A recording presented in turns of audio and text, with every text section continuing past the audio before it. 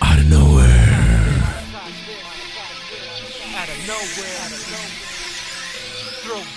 It's JCS, and everybody know we the best, and everybody loves Joe Cronin. That's why we all love the tune, and everybody loves out of nowhere. Monetize this bitch is in the air. Run SmackDown reviews, so don't you fear. So tune in every night right here. Yeah, yeah. You know it's Cronin, tell them that we own it. On almost every night, bitch, we got the potion. Laying back in my whip, puffin' straight coastin'. Turn on the app, it's live, Joe Cronin. Raw reviews, don't forget SmackDown too. He's on Twitch, on Twitter, and YouTube. So if you want a dose, homie, of the real shit, tune in right now for some heel shit. It's JCS, and everybody know we the best, and everybody loves Joe Cronin. That's why we all love the tune, and everybody loves out of nowhere. Monetize this bitch is in the air.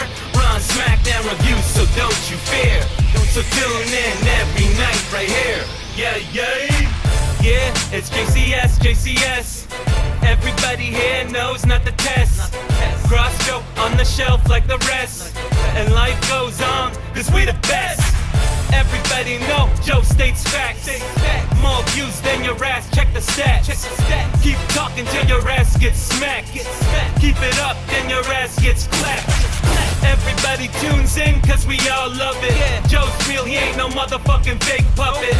Tells you what it is, homie, and you better love it. And if not, 2 words, bitch, go suck it. JCS, and everybody know we the best, and everybody. What's up, everybody? We are so close to WWE TLC 2018. Dude, this is gonna be, well, a huge friggin' pay-per-view. It's gonna be like a lot of matches. Jake brought it up yesterday. So tonight, we'll be talking about the TLC pay-per-view, a little bit of news, and a few other things. We'll have Jake DeMarco in the house is here, and Connor from OKFabe will be stopping by in a few minutes. A lot of stuff to talk about as far as the matches goes. We're going to try to nail all the predictions, and then I'll probably upload it in a separate video. Great idea by Gordon Bombay on Patreon. I think I'm going to take that advice and do it. I thought about doing it before. In fact, one time we did do it that way, and we will do it that way again here tonight. But while we're waiting, I'm going to grab a drink. I'm going to grab a beer and a coffee because those are the best mix for my liver and body for some reason, you know, or at least anybody's that wants to rot away and die. And we'll start out of nowhere, episode 132. Guys, the phone lines are going to be open at some point. I'll let you know. Of course, everything's on as usual. And let's get wet.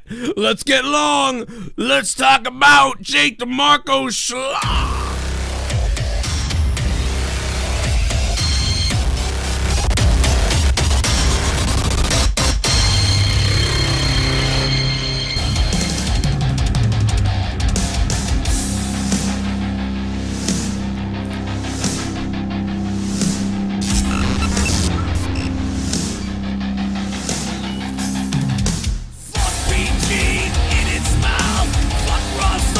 Tear it out, do the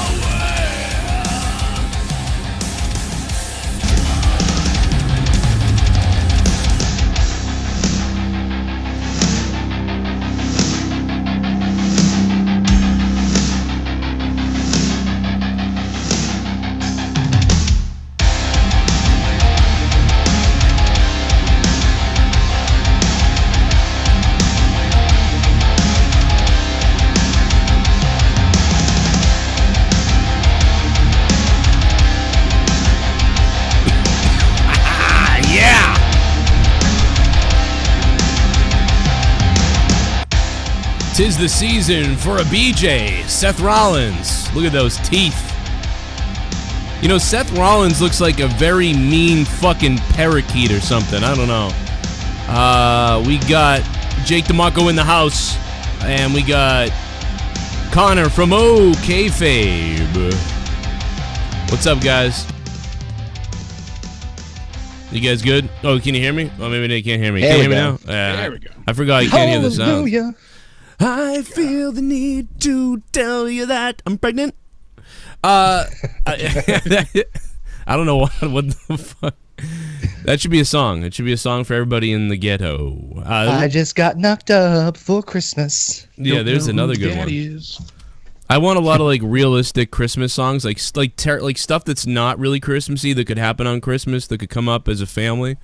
You know, they could really fuck things up for people, so they got to sing or talk about it. You know, like alarm fire. Boom, boom, yeah. boom, boom. The first one's about getting pregnant. The second one is taking him to Maury. You know, all of my Christmas proving you presents. the baby daddy. Yeah. Well, this is normally the time when WWE sucks, so this is usually the time of year when we're all like, "Well, this is gonna blow." But I feel like the last 6 months have just prepped us for this month. Because the last 6 months have sucked so much ass that it's like it's been December for 6 months here in WWE. Yeah, not gonna lie, it's pretty dull. Yeah, especially lately. I mean, even with everything that happened Monday, I'm hoping that when we get to TLC, it'll be a bit of a soft reset. They'll start working on some new feuds and whatnot, but we'll see what happens. I'm kind of a little hopefully positive for TLC, and I say hopefully because there's a lot of great chances for like good car crashes and horrible car crashes. Yeah. I mean, it's a stacked card, 11 matches, I believe, 11 or 12. I mean, there's a lot on this card. Jesus. Yeah, we said, dude. I said the same thing yesterday. Jake said 12. I go, there's 12 fucking matches, dude. Is this WrestleMania? Yeah, 12 matches. It's like they're gearing up. They're like, oh, this is the last one of the year. We have to gear the fuck up and get ready. I need a lot of booze. Yeah, no kidding. And it's all in 4 hours. And I've heard so many conflicting reports, even some from the same people, saying that this is either going to be like a great early Christmas present to make fans happy, like they want to send everybody off on a good note. Yeah. And then I also hear that, it's going to be very controversial and the results are going to be a bit unpredictable, and they want things to be, it's like WWE TLC could include some seriously controversial finishes. Really? But what I'm thinking is maybe if they do go with Asuka winning, that's their, sense of controversy, and having Dean win the IC title could be their other bit of a surprise. I think what would be most surprising would be having Braun lose in some way, shape, or form. Oh my because God. Him lose again? God. I could see him getting screwed out of it because, I mean, everyone thinks it's going to be this quick squash where he goes in and he destroys Baron Corbin. But as we heard last night, Brian Alvarez said, and he makes sense with this, bit of a prediction that, we know no matter what, we'll get Braun versus Brock at the Royal Rumble. But they don't have to announce that tomorrow night. He doesn't have to get that match tomorrow night. There's 6 weeks, 6 full weeks of episodes to get there. Oh, joy. What do they do for 6 weeks? They build up Brock versus Braun? No, you want a story of Braun needing to get into that match. That would be more interesting. So, by the way, I think Heath Slater is going to be the referee for that match. That's what I was thinking would be the caveat to, Baron Corbin winning. And I was thinking that before they even made him the referee on Raw on Monday. And I like the way they did that on Raw as well, because you didn't just see him in the main event match. Right. Having him be there early in the night and not be as willing to, screw over the face. And then he got forced by Bobby Lashley and intimidated into, making it a no DQ match and into screwing over Elias. That you saw the transition. I mean, it was still a quick transition, but at least they spelled it out for you. It wasn't as, he's now suddenly heel and he's accepting this. You saw the backstage segment as well. So it built it up nicely for, it wasn't amazing by any means, granted, but it's more than what they've been doing. I felt like they genuinely tried to tell a story there. Right. They tried something. I mean, that was my whole thing taken away from Raw was like they tried something. You know, everybody ran away and either, you know, was like it's horrible, just as horrible as every other week, and it's like it clearly wasn't as horrible as every other week. Like, and the weird thing is, if you didn't say that it was horrible like every other week, people like freaked out on you that you were crazy or something, and it's like. I'm not trying to say that it was really good, even. I'm just trying to say it clearly was different than those other weeks. There's no way you could give Raw... Like, there was one guy who gave Raw a 2 out of 10 the last 3 weeks. He gave last Monday night a 2 out of 10, and I said, how in the world could you have given this also a 2 out of 10? I mean, you would think you would at least... Like, if he gave it a 3 out of 10, I would have understood more. Like, but you gave it You're telling me this was the same show? The other ones put you to sleep. Yeah, no, you could definitely tell they were trying, and that's the thing that at least like. Oh, they were trying something. I mean, my only argument is I'm not being duped either. I'm not like, oh wow, everything's changing now after that one episode. Yeah, I know. You know, just based off what we saw though, it was somewhat entertaining in a car crashy / other way. Some of it I did like, but I don't know. What did you think? Because we really haven't heard from you unless people have been listening to your reviews or listen to you on the Fight app on Friday at 8 Which p.m. Which they better be. Yeah, especially on the Fight app and then his YouTube channel. But yeah, what did you think of Raw? So definitely the last 2 weeks, because I feel really bad I haven't been here on the last 2 weeks. I agree with you guys. Like the last 2 weeks have been just like woof. And you know me, I even try to find like the positives in the shit because my thing is, hey, watching 3 hours of Raw, I need to find something to be happy about. Otherwise, I'm gonna be fucking depressed. Right. And the last 2 weeks was I couldn't. I just went off. I actually like. That first Raw that was really horrible that everybody in like who does wrestling reviews like jumped down on. I was right there with him. I think that fucking Raw broke me, and so I'm like, you lost your mind on that review. Oh god, it fucking aggravated me. And so it was rinse, lather, repeat. This one, I cut him a lot more slack only because you could tell they were trying to switch things up, and even if it sucked, it was at least a little bit. I didn't mind the TLC match, to be honest, because I liked the advancement with like the Slater thing, and I actually, you know, you're not gonna get an epic TLC match the Raw before the TLC pay-per-view. Like you have to know that going into it. Right. And that's one thing I don't understand. A lot of people sometimes like, oh, this is bullshit. This is fucking bullshit comedy. It's like when you have a segment that is advertised as this, you need to like, you gotta understand what you're gonna get out of it. You know what I mean? Yeah, like temper your expectations. I've seen people pissed about like New Day shit. It's like it's the New Day. If you haven't understand what the fuck the New Day are on about right now, like you just what the you can't where have you been? You can't be upset at yourself that you didn't know this was gonna happen. Like come on. Like you knew it was gonna happen. It's just weird. I think people are like that. I get if you're sick of the New Day, I understand that. But like when but being shocked about it being bad isn't really surprising. They're just And so I feel like when people are like, oh, this TLC match sucks, I'm like, well, what did you kind of like? You're not going to get the WrestleMania 17 epic classic that we saw with the 3 tag teams. Yeah, they're not going to give it away for free the week before pay-per-view, but I feel like they still hit some good spots there. They did what they did. I think that given what they even had too, you have to understand that their top talent's like out right now. Even Finn was sick. I mean, Jesus. So we still don't know about Finn for Sunday either. So. Yeah, although I've heard maybe Ziggler might sneak his way in. They might use him as a failsafe, which is whatever.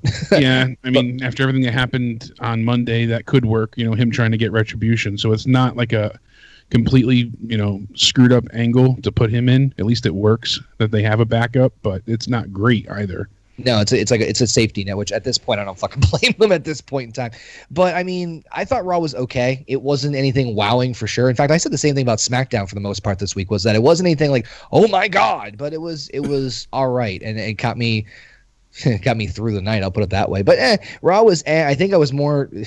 I think the tag team thing just really irks me. That's my biggest gripe on Raw right now, honestly. Yeah, it was a bit odd that I understand what they were trying to do, though. I think my guess is, and I don't know, I could be way off the reservation here, but I felt like since, you know, the Revival was brought up, they mentioned them, they name dropped them directly, that we're going to see more from them going forward, and you can't have AOP versus the Revival if they're both heels. Well, so I think if they have them, you know, face versus heel team. I think they need to get rid of Drake Maverick at this point. You can't tell me that last Monday was not the perfect opportunity for. I wish that was the only. I really wish they dropped him like a mother, like just absolutely just flattened his ass. But then they like need somebody else again. I feel like because they don't. I don't know. I don't think they need a voice right now. Not right now. Maybe they don't. Maybe they don't anymore now. Maybe this already worked to get them enough. I guess. Maybe you're right. Like if you look at Paul Ellering, right? He was the manager in NXT. He was the voice of them, but really, like, other than like these weird, bizarro promos, and no disrespect, I love Paul Ellering. I think he was one of the better managers for the Road Warriors. Didn't really need much voice from them either. It's like, gonna beat him up, boom, boom, bam, that's it. And then AOP, not to make huge comparisons here, but they're kind of like the same style and the kind of same presentation, like a more modern day. They don't need Drake Maverick. And the problem that I was having with this whole tag team bullshit is that the problem is that when you're a manager, you're supposed to put the heat on the guys. And the problem was it was becoming all about Drake Maverick. AOP, the fucking tag team champions, are the afterthought. I'm like, that's not right. Yeah, and that was again one of the, in hindsight, one of the huge issues. You put the championship, way behind the story of urine revenge, basically. So. Yeah. So I think they need to drop Drake, and then we'll be hopefully back in good graces. But yeah, Raw was. I think they will build the Revival back up, though, and they're going to have them take on Gable and Bobby Roode. I'm still surprised that they are together at this point. Yeah, I had assumed it was going to be a 1 or 2 week experiment just to turn Bobby Roode heel. I would have teasing it after a couple weeks. Remember? They were. They went the opposite way. So confident. I can't believe they went the opposite way. I was like, okay, they're doing weird stuff on this Raw, so they're going to definitely pull the trigger and end this tag team. They're going to, here we go. And then they don't, and it's like, wow, they went the full-on other way with this.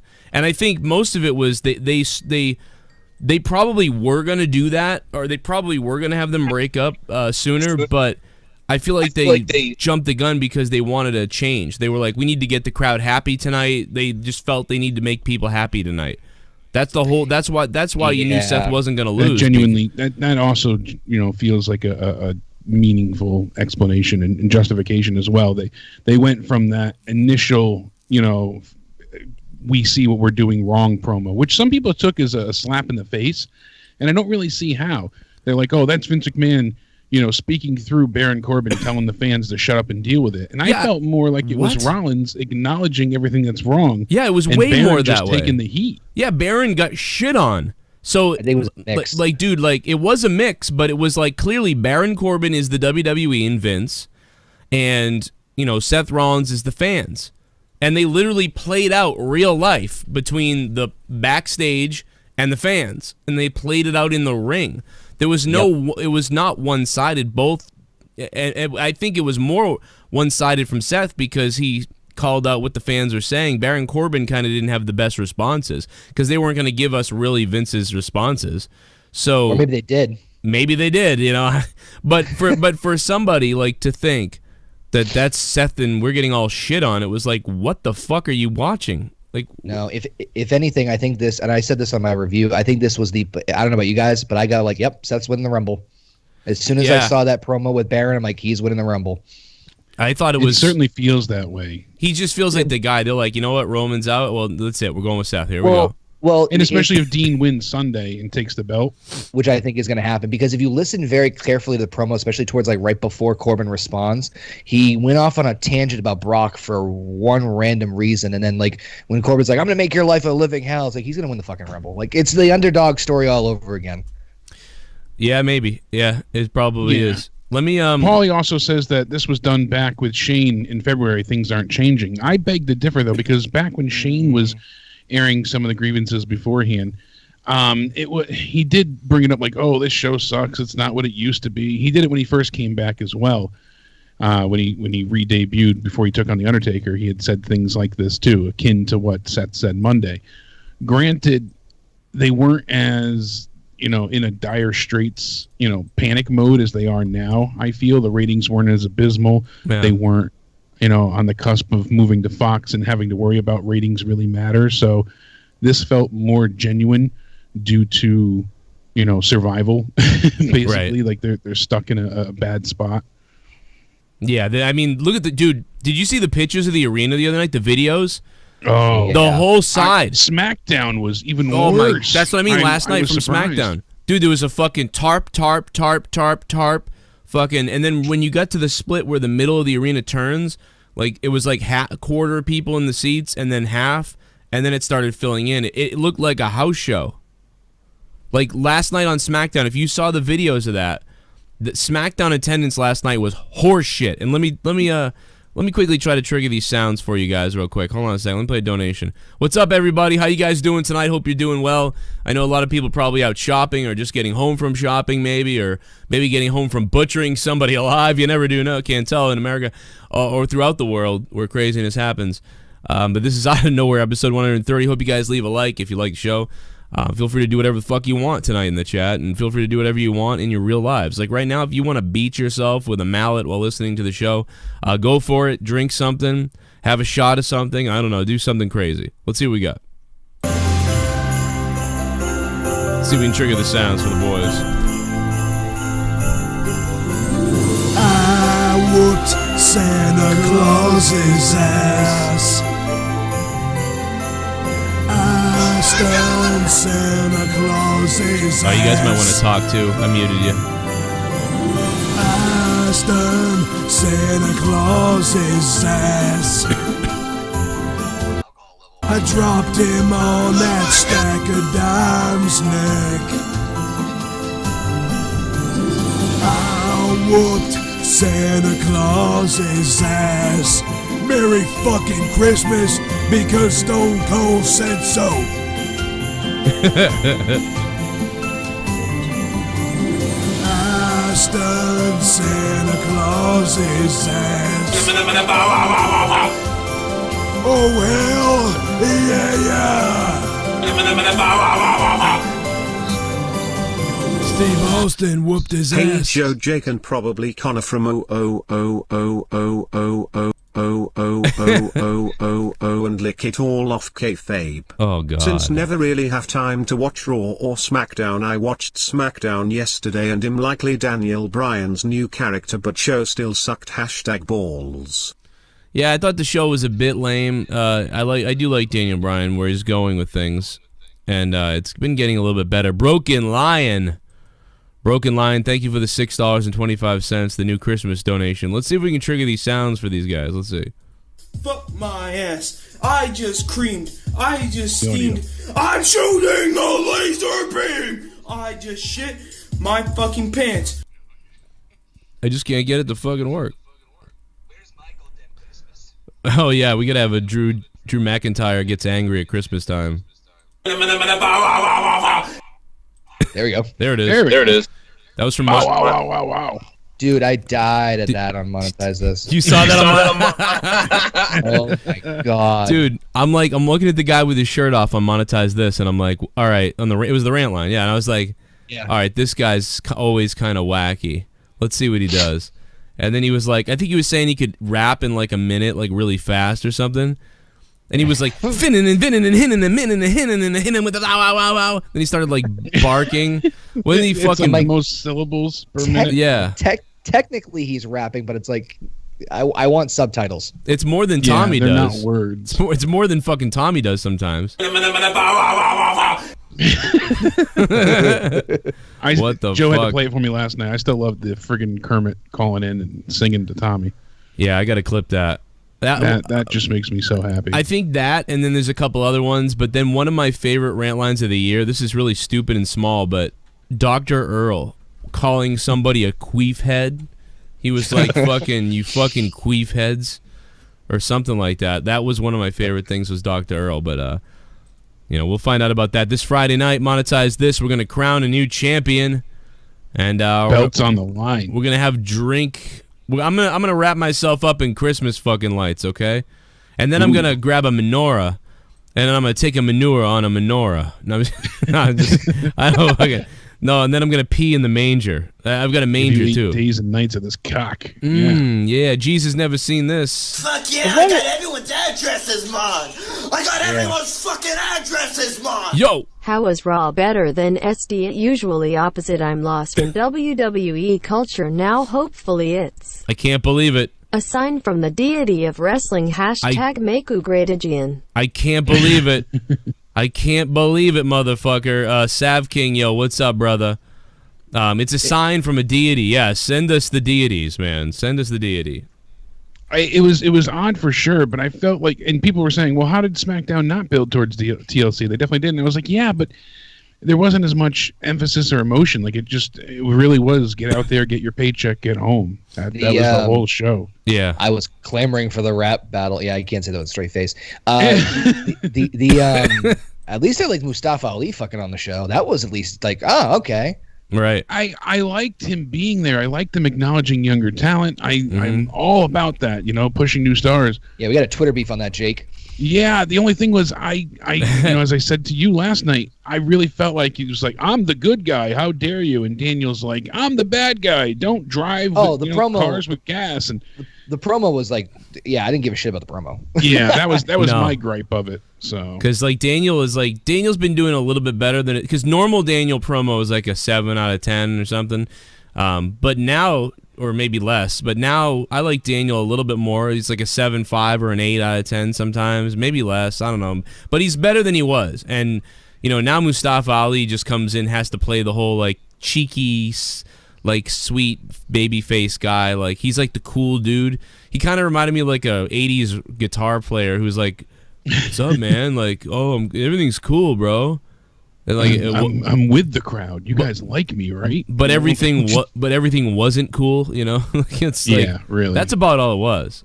Yeah, I mean, I didn't give a shit about the promo. I was more like, let's see what they do with Ali and how the match, because I was worried it was gonna be one-sided, but no, it was not. And no, not at all. We all knew like the purpose of it. We all knew what the reason was that they booked it. But either way, I'm like, hey, fucking awesome.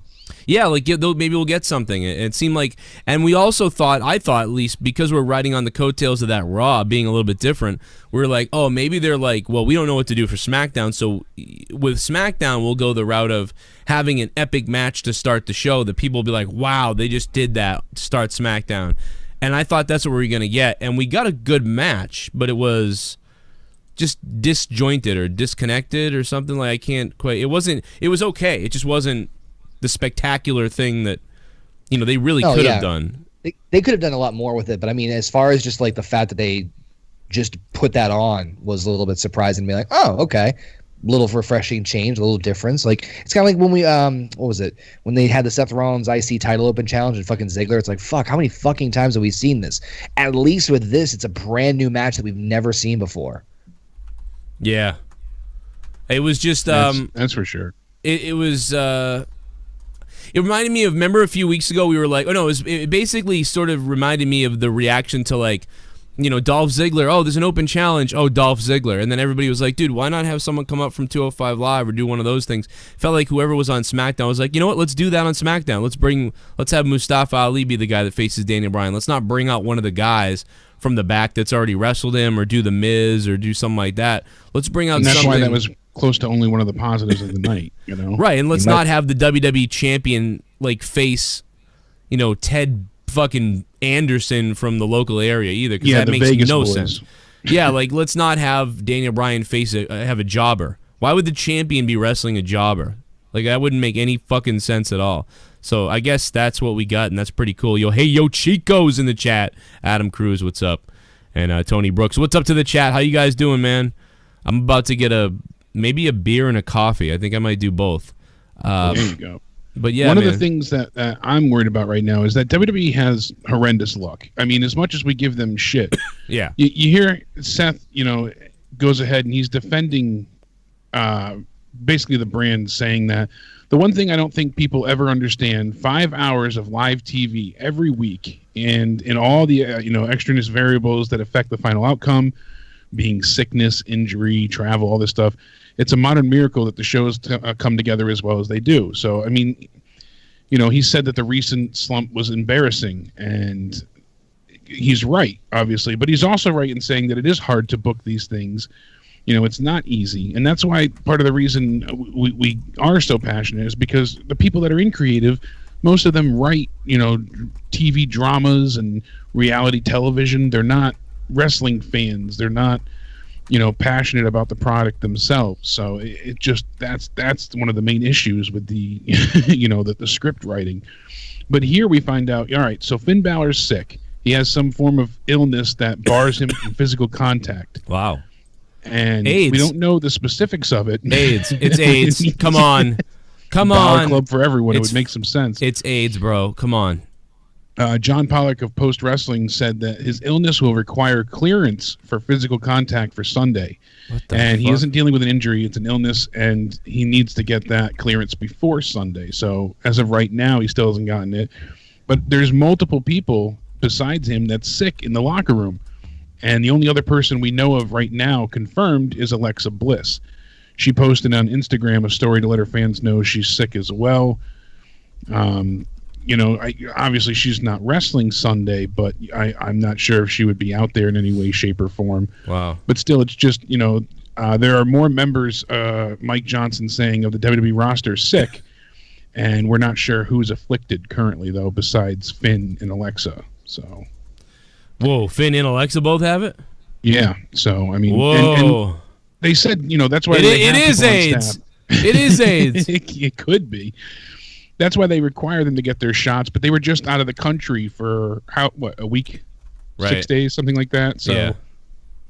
I mean, they get their shots and immunizations and all that, but still, you can't stop everyone from getting sick. I'm getting PTSD of like end of 2015 WWE again. Yeah, and that's like right before WrestleMania 32 when everyone and their fucking mother was injured. Yeah. And one of the things I teased last night is, you know, we're hearing updates on Jason Jordan. Apparently he's going back to Birmingham for reevaluations with his neck by doctors there. We don't know the condition of his neck currently and if indeed he'll be able to return, but he is going for reevaluation later in the week. So I'm really hoping to hear something about him in the next few days.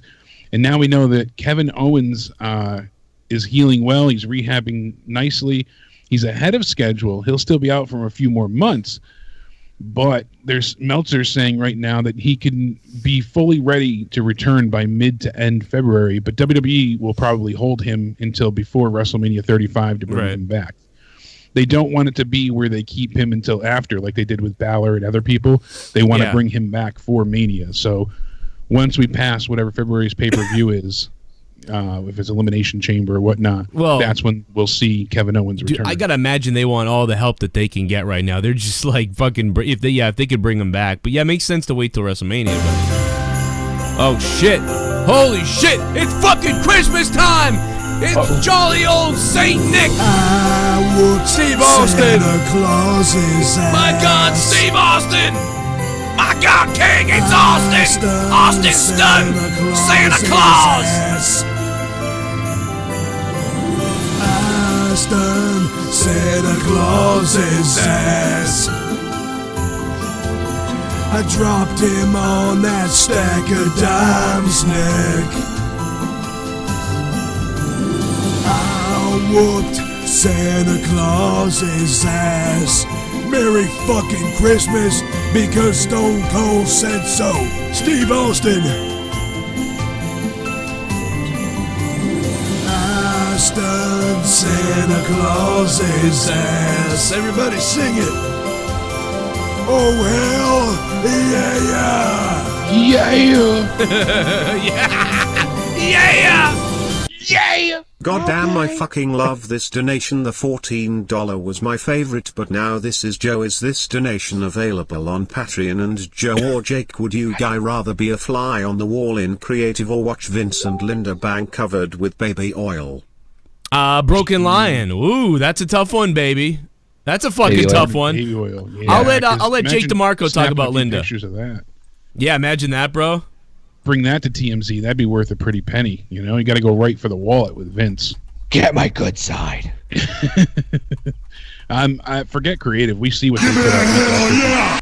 Oh shit. Sup, Joe? I just wanted to say that I am thinking of stopping to watch all WWE wrestling content on YouTube and all WWE related products on TV and the network until Vince dies. I can't take this anymore, Joe. Either the product gets better or I am done. Well, just keep watching anyway, Mirov. Just keep watching the show. My show, NXT. That's all that matters.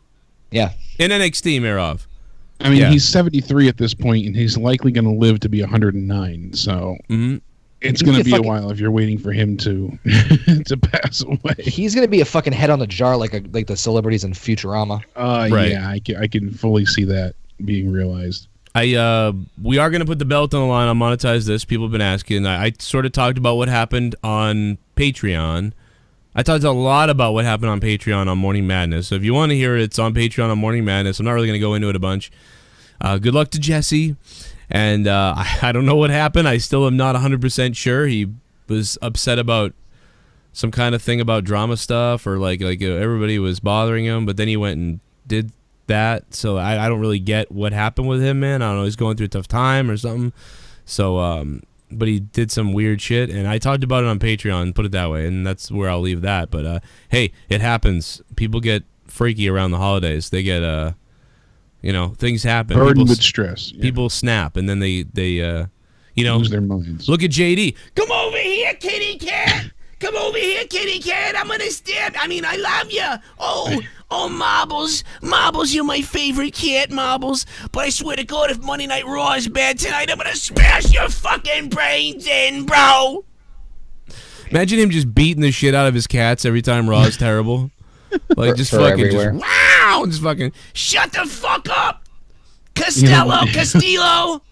He's gonna name the smallest one Vince McMahon so he can kick it. For some reason, I just remember that George Carlin joke when he's explaining about like pet abuse. It's like, that's when you have a bad day at home. Go home, beat the shit out of Fluffy. Yeah, goes home, beats the shit out of Fluffy. Let's beast with Recon, bruh. Just throwing him up against the fucking wall, just smashing his head over and over. Super chat. Casey. The Goon. That's not Casey's. That was the Goon's. The Goon says toe, camel, toe. And then it wouldn't read any of those emojis. Oh, that could have been so funny. But it clearly took that as spam, and it was like, nah, I'm not going to do that. Aww. That sucks. Just too many. That sucks, because that would have been funny. Man of 1,005 holds, what's up? How you doing, bro? Speaking of Vince covered in baby oil, Sergeant Slaughter was talking to Wrestling News Co. I don't know if you saw this at all, but he's like, I got a lot of Vince stories I can't tell. He was never able to become a wrestler because of his father. Yeah, I heard about and his dad wanted behind the microphone. So one night we were driving the car, and I said, one thing I really miss, Sarge, is getting in the ring, Vince says. Yeah. And he said, you want to get in the ring? Go put a mask on. And he said, it was the funniest time in my life, but we got it done. And Vince went out and wrestled in a mask so that no one would know it was him. Oh, my God. What the hell, So dude? he was basically in just like a black baklava, you know, and he went out and he battled with the likes, they said, of Stone Cold Steve Austin, you know, we've seen, but there was matches where you had no idea that he was in the ring. So he would go to house shows, not many times, but a few and far between. And he would wrestle with a mask on to disguise his real identity from the fans. That is wicked funny, dude. Are you kidding me? I'm not surprised by that in the least bit. Hearing that, just it brings a smile to your face, because I could just picture Vince being like, you know, screw you, Dad. I'm still out here. I'm gonna wrestle. Screw you, Dad. I'm going to ring. See what I did? Can you imagine if? Yeah, that's really funny. It's funny how the more you go back, the more you see all this in Vince. But as a kid, like, and I know that. It might be different for it might be different for you, Connor, because I know you came on later. But as a kid, for me, you know, and Jake probably, we like watching Vince be the announcer. Like we thought he was the announcer. Like, I don't know. Like, imagine if they never mentioned that Vince was the owner right now around the last forever. They never mentioned Vince was the owner. Yeah, look at him just like JR. But Cole. And like Michael Cole was the owner. And all of a sudden Michael Cole got in the ring and started becoming a character and stuff. And he was like, I could fire you if I want. I'm Michael Cole. And then all of a sudden everyone realized that Michael Cole is the owner of the company. That's we a complete mindfuck. Like, that's like really, like, that's what it was like for me as a kid. Like, certainly maybe some adults who are very smart about wrestling know the Vince McMahon legacy and know, oh, this is Vince McMahon's senior's son and he owns the company. But like anybody who was younger, including teenagers who were like 14 and shit, they didn't know. Nobody knew. Like, nobody said anything about that. We thought fucking, who knows who owns the WWE? We didn't even think about that. We thought Jack Tunney did. It wasn't a thought. I thought Jack Tunney owned it. I was like, Jack Tunney runs the WWE. Like, it was just never something you brought up or mentioned. Like, it was wrestling. Like, I don't know. There wasn't really like authority figures and well, just things happened. Like, whoever was the champion was in charge. Whoever was the champ was in charge. It felt like. The first time we ever had an authority figure really take the reins and start showing up on TV to do things, and then also even maybe take a bump or two. The first time we ever saw that, at least the first time I ever saw that, was Gorilla Monsoon, and it was like, Gorilla was getting in the ring, and like Vader was going crazy, and then Vader beat the shit out of Gorilla, and you're like, oh my god, like this guy, Jack Tunney ain't doing shit. Yeah, because Jack Tunney would just sit in an office somewhere, and rarely would he show up on TV ever. And it was really a mind fuck because Vince was like, "Oh, I guess Vince McMahon's become the main commentator now," because it used to be, Gorilla Monsoon and Bobby Heenan, and Vince was kind of like a host guy. And this is my perspective as a kid, remember, because I'm 34, I'm the same age as WrestleMania, so I'm 5, Mania 5's happening, and I'm like, this is the announcer, and then all of a sudden for him to be getting in there and then doing it was really, it might have been the interview with JR with the Bret Hart screw job. I'm not sure, but I think that might have been when I found out that he was the owner. It was a little bit before that because my mother was explaining it to me, and I was like, "Oh, really?" I'm glad she knows because I have no fucking idea. Yeah, because it was like this whole thing, and I was like, "Oh, really?" I had no clue, and she told me about like the steroid trial and things that had went down. And I was like, "Oh, wow, yeah, that's something you didn't consider growing up." But as far as like WWF programming, I think the screw job was the first time he was out there as like some sort of like backstage role as opposed to just being like an announcer personality or a ring a commentator personality. And then the next night was Bret screwed Bret, and then we started to see that Mr. McMahon became a character, larger than life, and got in the way of Shawn, and then the corporation was starting to form, and him with Austin, and it just it got so incredibly just huge. I still like just flabbergasted the way it all worked out. Yeah, and then now today they try and replicate that in every way possible, which I don't mind them having GMs. Like I understand having somebody there to run the day-to-day operations, but it's as if you don't need to have them on TV at all. Then you end up with the anonymous GM, which was a disaster. So I mean, you kind of want that back though. I would like it in a specific way if it wasn't as intrusive. Well, like look at how NXT does it. That's all you need. Like that's fine. With Regal only getting involved sporadically. Yeah, when he needs to, when something happens, just look at real life. Think like, okay, we've done the overblown, like either good guy or bad guy GM, or the boss is the bad guy. We've done it all a million times. Like we need to back up a little bit. In fact, they tried to back up. I feel like several times, but every time they couldn't help but dip back in again. John Laurinaitis. Then they took little breaks like Angle and AJ Lee. Even before that, they had the celebrities coming in for a while. That was a joke. Oh God, that was the worst. And that was painful. And then they had the anonymous GM mixed in with that. Oh my God, Jake! Guest hosts. Jake, I'm so glad, dude. You brought that up, dude. That was the worst fucking thing they ever did. I was at the one where Ozzy was the guest GM, and it's like you couldn't fucking understand. Just go out there and have a match, dude. It was so fucking brutal. Go out there and have some kind of match. I'll be here watching you. I'm pretty sure if you go back and watch, Triple H had to like whisper into Ozzy's ear what the fuck to say. I'm not kidding. It's like, oh my God. You call this wrestling? It looks like Sharon. They're fucking out there. They're fucking in the ring. Is this PG? Green. Oh, that was even worse. CeeLo friggin' Green was our guest host when I went to the Connecticut one. It was like, why? Why couldn't it have been the guys from Jackass? Or why CeeLo? What are you doing? Unbelievable. Yeah, I mean, it's just like you said. It's worn out its welcome. That authoritative heel, meddlesome figure that just screws everybody. And guys, I can't believe this. We must have triggered him. Apparently, I don't believe this, but apparently we have possibly Ozzy Osbourne on the phone right now. This is crazy. Wow. Hold on a second. Legend himself. Let me patch this over and see if this is what the hell this is. Hello, who is this? Hello, it's me, Ozzy Osbourne. Listen, I just wanted to say, I raised my kids beautifully. Me and Sharon, we raised our kids beautifully. Hulk Hogan's son drove his car into a fucking wall. Wow. Right, wow. A lot of animosity. That was definitely not Ozzy. I don't know who that was. and he's taking shots at Hogan's kids, saying his kids. I think it was Jazzy, not Ozzy. Yeah. He said that his fucking kids turned out better than Hulk Hogan's. Oh, that's horrible. Well, Sharon was something else. I remember seeing her at Ozfest. I shit you not. This is not exaggerated one bit. Yeah. She shut off the PA system on Iron Maiden because they had an interview that they did Bruce was talking I bad heard about this. Ozzy. Yeah. And I swear my daughter, not No, exaggerating I heard at all. about this. So we're booing because we can't hear Iron Maiden play, but their amps are on the stage. Right. But the PA system is shut off. She came out with a line of security guards with boxes of tomatoes and chucked tomatoes at fucking Iron Maiden on the stage at Ozfest. What? It was so she shut off their fucking speaker system, and then she threw tomatoes at them and started whipping, and then they walked off.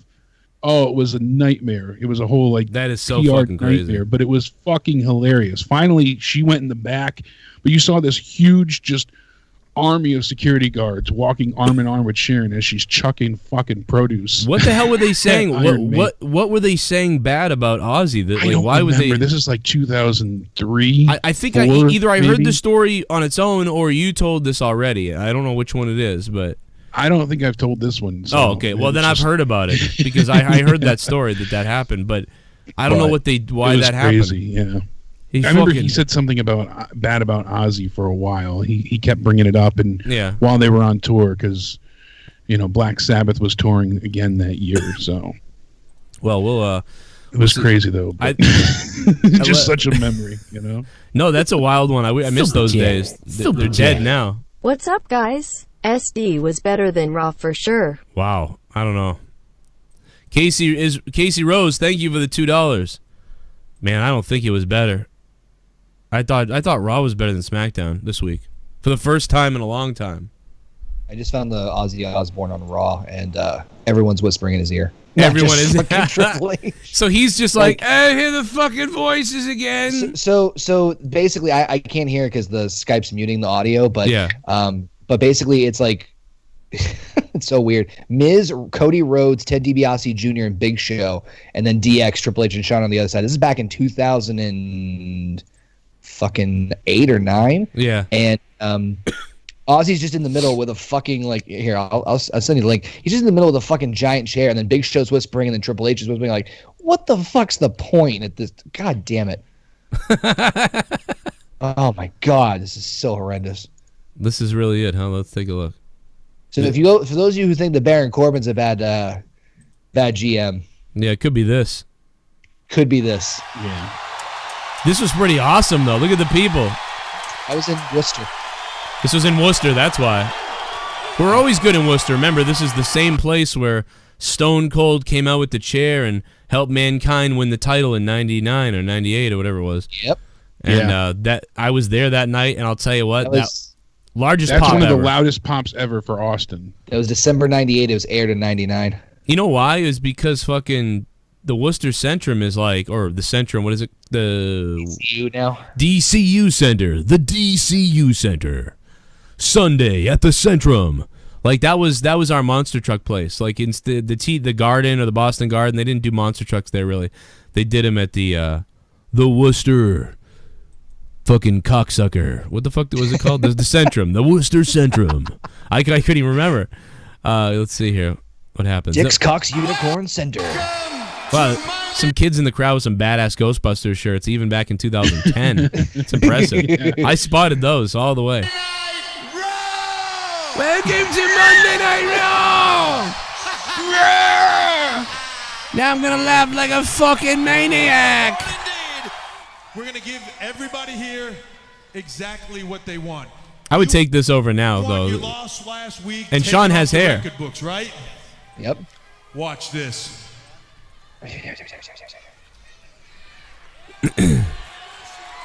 gonna fight Evan Braun tonight. Evan Braun, not Evan Bourne. He's gonna fight Evan Braun tonight. Look, Braun Strowman was there before he was there. You're right, Jeff Harvey. They could have just yelled to Ozzy. It was so loud in there, it wouldn't have picked him up. Yeah. Well, let's see if he yells at anybody else. And now Triple H whispering more stuff to him. Well, I think that was the gimmick, though, wasn't it? That Triple H was telling him everything. I mean, didn't they kind of sort of allow for that to be the story, that DX was controlling Ozzy's picks, I guess. I think so, but I mean, but no, obviously he wouldn't have been able to remember that, so they had to we'll do this whole thing where you're friends with DX and they're going to tell you everything to do, and so that way we're really telling you what to do. Like it's like that's perfect. But let me play one of classic that is. Let me play one of these donations and we'll get into TLC stuff in a second. Hell yeah!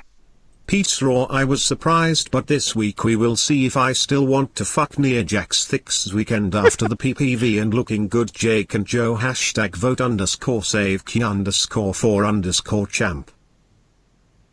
Thank you, man. Right. That is the Sav King, man. Sav King is beast. I don't know if you saw Nia Jax last night dancing to 9 Inch Nails, but Connor, did you see this? Why in fucking God's name? Oh, you gotta see this, Connor. Why? Super Chat Party. Hi, Jacob. Your beard looks so yummy tonight. Wow, the sense of morality. Fresh trim just for you, baby. They got Sense has a very particular taste for you, Jake. That's right. That's what Sense has been telling me on private DMs all week about you. I believe it. All those pictures I keep sending. Tasteful nudes. I wouldn't say tasteful, just tasty.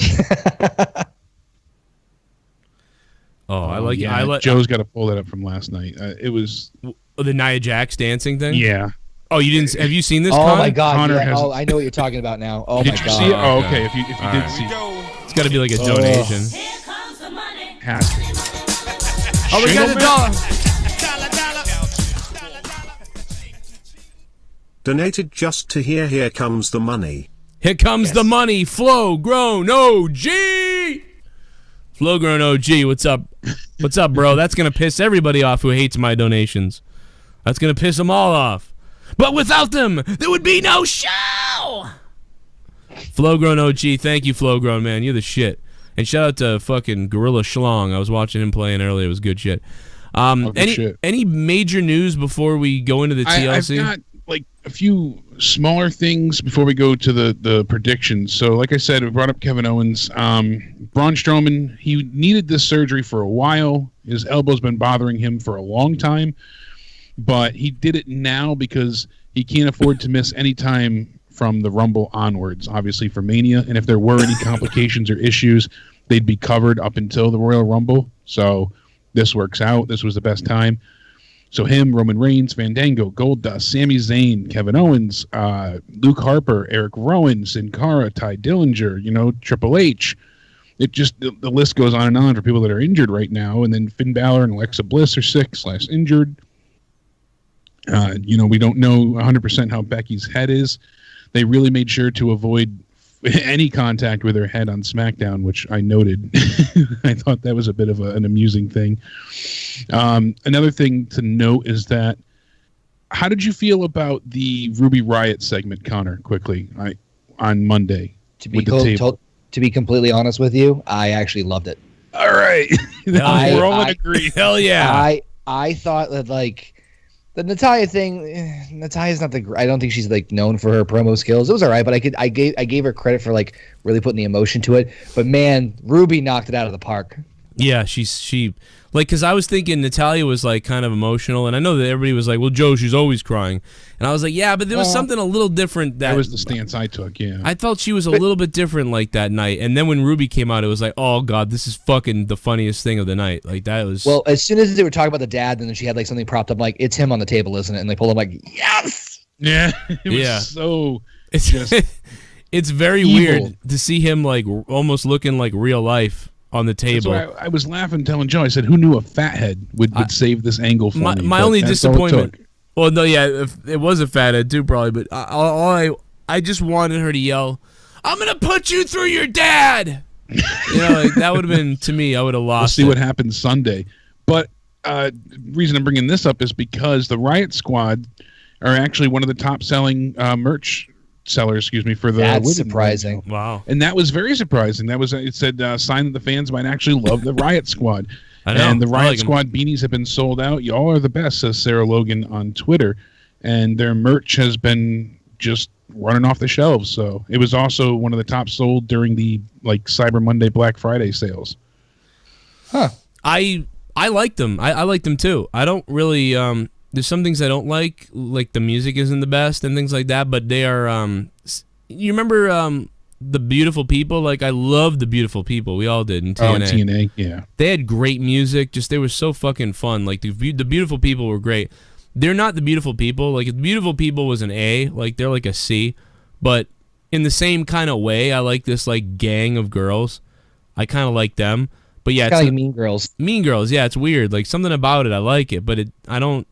But yeah, but unfortunately, they don't have the epic entrance and music that, you know, the other women have. Yeah, I clearly have brain issues because, like, I just said their name, the Beautiful People, right?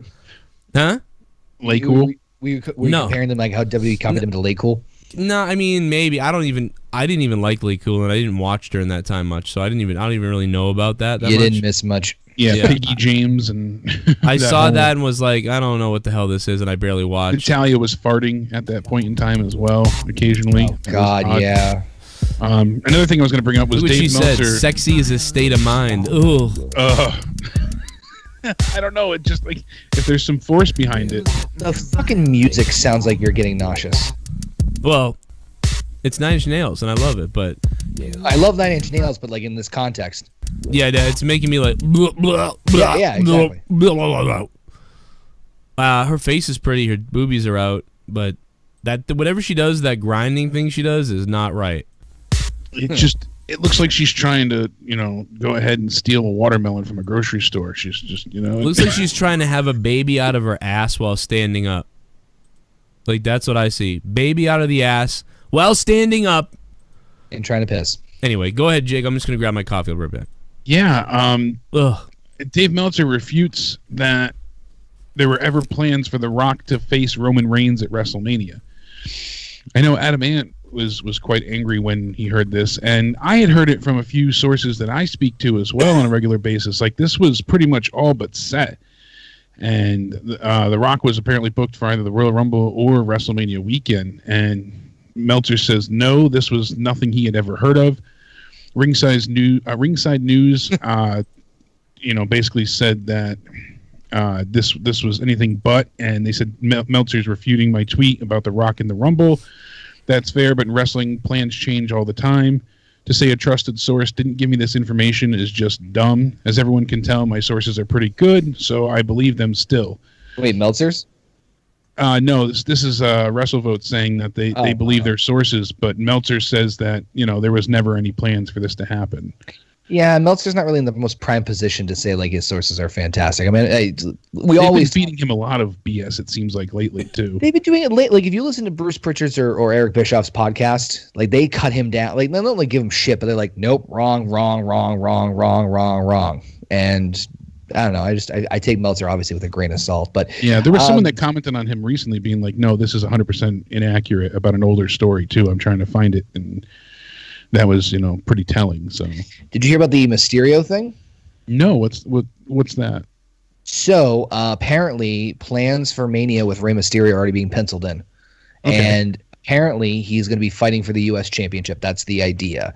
His opponent supposedly will be one of 3 names being discussed. Either Nakamura, obviously the current champion, Samoa Joe is another name that's thrown out there, or, and this is the one I personally want, Andrade Cien Almas. Yeah, Almas and Mysterio could be... That's money. That's fucking money right there. That is money. And we saw them face each other, when Mysterio returned, and it was like just a tease, So I know they could deliver a true classic. But Nakamura could also suit nicely in that role. It depends on how they handled it. But I think, where's Almas been? Was he injured or no? Just really not being utilized? I mean, we haven't seen him in weeks. Yeah, I have no idea. But the other interesting little part 2 to this is that apparently, and again, rumor and innuendo, is that 2 of the other 3 names, whoever doesn't end up being the person that Mysterio faces, will be in the Andre the Giant Memorial Battle Royal. Now, there's your consolation prize. Get your ass to the back. I guess they're trying to pump it with star power, which they've done before, but there's just nothing to it. They need to find a way to make people interested in that match. They don't have to give you a WWE championship match, but maybe an undercard, number 1 contender opportunity. But that's the whole point of the Battle Royal is like, hey, just to kind of throw it up there for you. Yeah. WrestleMania, like. It's just to get people on the card for the Mania payday. I get that, but WWE also revealed the look and design of the NXT UK tag team titles. They look I saw those before. Gorgeous. Yeah, I mean, they look gorgeous, similar to everything else that's been designed over there already, but these new titles, which will conclude at the NXT UK TakeOver event, so we'll see what happens there with those. That's scheduled for January. That's going to be a hell of a show for sure. And then a bit of like odd news here, but they Mandy Rose and Naomi were supposed to have a match on SmackDown this past week. And wasn't Jeff Hardy also supposed to? Wasn't Jeff Hardy also supposed? I was gonna say, wasn't Jeff Hardy also supposed to confront Samoa Joe about his? He was. Yeah. That was brought up beforehand as well. That's one of the things I forgot to bring up on the review last night. So I don't know where they went for time, like what had happened, but that was advertised to happen beforehand, and then Naomi and Mandy Rose was advertised as a match. And apparently Mandy Rose is supposed to be getting this pretty, significant push coming up, and they're going to start making her, build her anyways to go ahead and eventually contend for the Women's Championship. It's going to be a slow burn, but gradual and meaningful. So I'm all about that if it's not an instant rush where they just throw her as number one contender. If they actually take their time to build her up, I'm all about it. So the match never happened. We didn't really hear much of it. After SmackDown went off the air, people were tweeting, hey, where's this match? What happened? So Paige had addressed it in a WWE.com video saying that, it was Miz and Shane's fault because Miz scheduled a match on his own, but next week we'll get the match. So Mandy Rose sent out a simple kayfabe tweet saying, the truth is I was too busy to wait around. I had a photo shoot Naomi doesn't know anything about. You should be glad because I was going to embarrass you tonight, sis. So then Naomi says, oh, wow, another thought shoot. Next time Photoshop that wedgie out of your butt like you do Photoshop everything else. So she calls her a thought and basically says that all of her looks are Photoshopped. So this just turned into a really nasty feud between the two on Twitter, and I was surprised that she got away with calling her a thought. And they started to attack each other with personal lives. And she said, even though you guys missed out on the God's greatest creation last night, the Usos killed that rap battle, especially you, Jimmy, with a wink. And she's bringing her husband into it, and from there. Oh, geez. Well, you know what? The thing is, and sorry to cut you off, Jake. The thing is that, and it's funny. I think Corbin was one of the first people to really start doing this. I feel like wrestlers should choose either or. I feel like when it comes to social media and Twitter, either make it be you, like the real you in real life, or fucking kayfabe the shit out of it and use it as a motivational tool to get yourself over even more. Yeah, like Ciampa does, where he's strictly in character. Corbin's kind of another one too, for the most part. Corbin did it first. He was one of the first ones I feel to really grab hold of this and be like, "Fuck all you," and just really go after. Becky Lynch has done a good job recently. Yeah, but all she said was, the Usos did a good job here, and then Trinity, Naomi goes off saying, "Don't let you get messed up in real life." Mandy says, "Oh, stop it." All I said was he did a good job. You're so insecure. And then she comes back and she's like, "Oh, block this girl now before I lose my job and my religion." So she took it personally, and it's going to go ahead and turn into something where they're going to get in trouble, and their match isn't going to happen because they're too busy taking each other on over nonsense on Twitter. They're going to get punished, I bet, before anything actually comes to fruition with this. So that's what I mean. It's come on, fucking come on. Yeah, it's total bullshit. But like you said, and I said this, it's funny that you brought this up. I literally just said this a show or two ago. It can't be both ways. You cannot have Braun Strowman saying you're going to get these hands and then posting a picture with him and Roman hanging out in an old Coliseum. Where you're supposed to be brutalizing him on TV. They need to go ahead and separate between these things. Isn't it real? I mean, isn't it fake? I mean, isn't it aren't they working everybody on Twitter? But that's what I was saying to Jake earlier, is that I feel like people when it comes to wrestlers, they should choose either or. That either they are real themselves, or they go balls to the wall with kayfabe. I think they Problem is, I think they like blurring the line, but I don't like that either because it becomes very obvious which one's which then. That's what I mean. And that's what you're saying. Yeah, it's like, because you're like, okay, this is weird, and now all of a sudden they're completely fucking like breaking kayfabe like crazy. Like, this is ridiculous what they're doing. And then another minute they're sticking to it, and you're like, I can't really take it seriously. Exactly. When you stick to this, like, because yeah, it's like, I'm weird. not asking for a lot for it. Like, I'm not saying you have to go balls to the wall, but like I was saying, like, I think Corbin a couple of years ago really utilized it well because he's like he literally was like, fuck you to everybody. And he was getting like some major steam from Twitter. And it's one thing for WWE like mention the Twitter beef and all that stuff, but they're like, you know, if you have everyone talking about your Twitter feed or your reactions or blah, blah, blah, and you're doing it in character, fucking win-win on that one because you have everybody wanting to follow you. Everybody wants to know what's going on. Everyone wants to, there's blurring of the lines in some cases, but like I feel like if they do, they don't take fucking advantage of it. Yeah, and that's the thing. And then, you know, it seems like here this was started off as like just poking fun, haha, and then Naomi took it too far by basically calling her a whore. Hell and yeah. Then Mandy tried to keep it in kayfabe realms by saying like, oh, but your husband did a good job, but that was still breaking the fourth wall by addressing that she's married. So it's just going to lead to problems is my point with this. It's silly, it's stupid, yes, but it speaks volumes of a bigger issue here with social media. So everybody knows they're married. Total Divas, they're best friends. Yeah, exactly. Look at this. Okay, hey Connor, look at this. Hold on. Hold on, What the hell? Look at this. Jesus. I'm a fucking psycho. I don't know why. I just wanted to do that. I don't know what happened.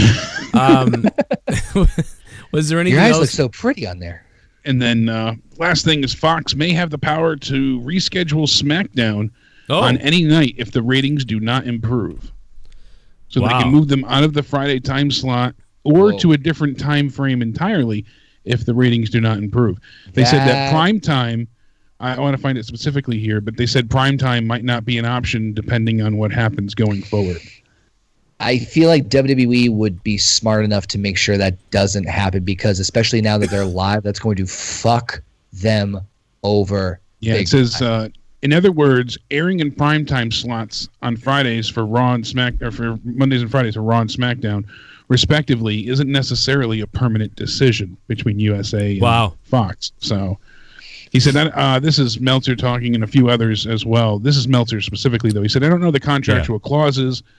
They'll run them for term, and then at the end of term, you know, it doesn't have to go the full 5 years, but they have clauses put in there that could make exceptions.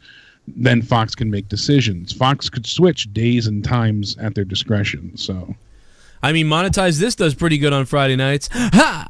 No, I'm just kidding. No, but shameless plug. It's gonna suck so bad when like we're wrapping up a SmackDown review going into fucking Monetize This on a Friday. Like that was having to watch SmackDown beforehand instead of prepping the show and at least get Tuesdays off.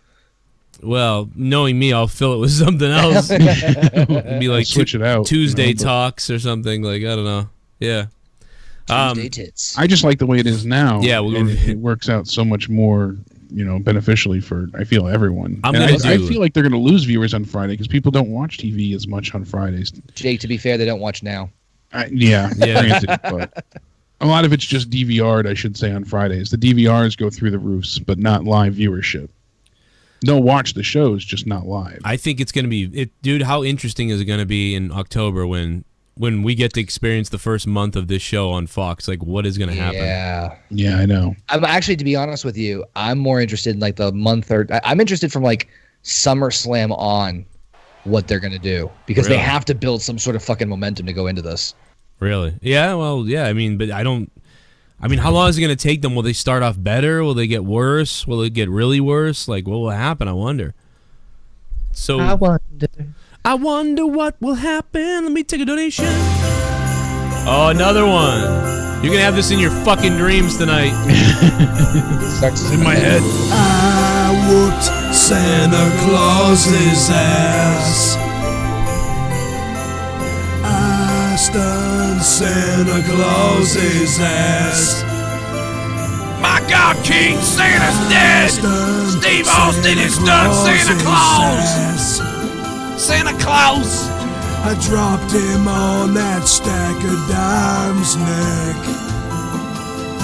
Son of a bitch, I whooped Santa Claus's ass. Merry fucking Christmas, because Stone Cold said so. You know, in Canada, we don't beat up Santa Claus. I stunned Santa Claus's ass. Oh well, yeah.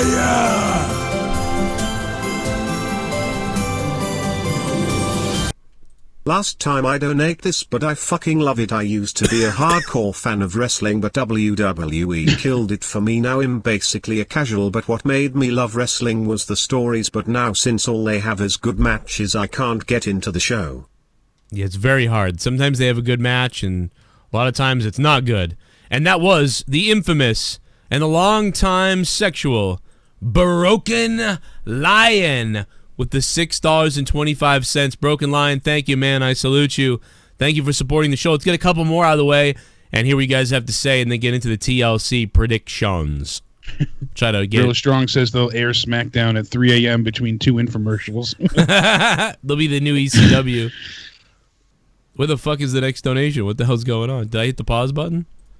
Oh, I did. My bad. There we go. That video of Nia Jax was something. Didn't like the dancing, but what she did at the end was something better. But Joe was right. If she cornered me and said let bang, then well, it's a party.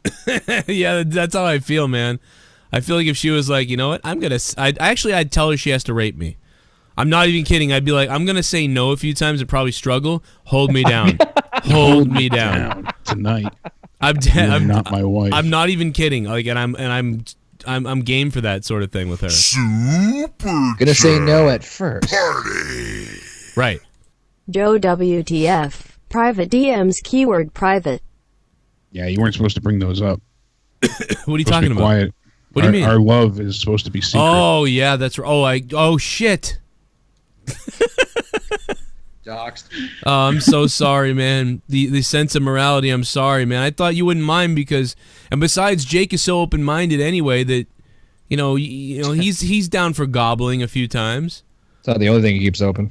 Yeah, yeah, he's open for business, man. He's in 3 counties. Yeah, dude. They can break into his house, but they'll also break into his ass. There's already a crack in it.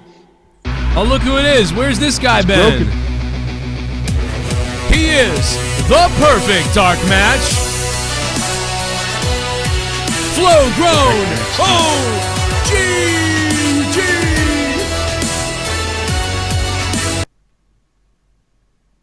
And it's not reading his donation, or I'll give my money to whoever I want. Oh. Let's see Friday when Joe's dog wins the belt. Oh my God, Flow grown OG. Are you telling me you're gonna vote for Melly to win the Monetize This championship? Melly could be the champion. Imagine Melly is the champion going into Christmas time. Flow grown. That could be. She'd shit on the belt, but it wouldn't be. I was just about to say that. Dude, what if we end up in our new house like early January and my dog is the champion? Like, and she's just prancing around the place like she owns it. Just do like a house tour, like, and here's my dog. This is, of course, the Monetize This champion. And she's the champ. Oh God, she just dumps all over the place. I know some people want to take a shot at the Out of Nowhere title.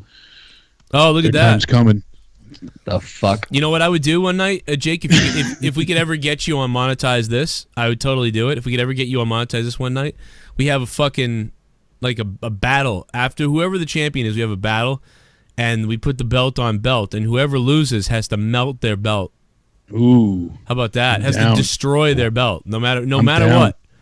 Can That's you imagine? How confident I am. You're that confident, like forever the Out of Nowhere champion. Wow, whoever loses would have to destroy their belt.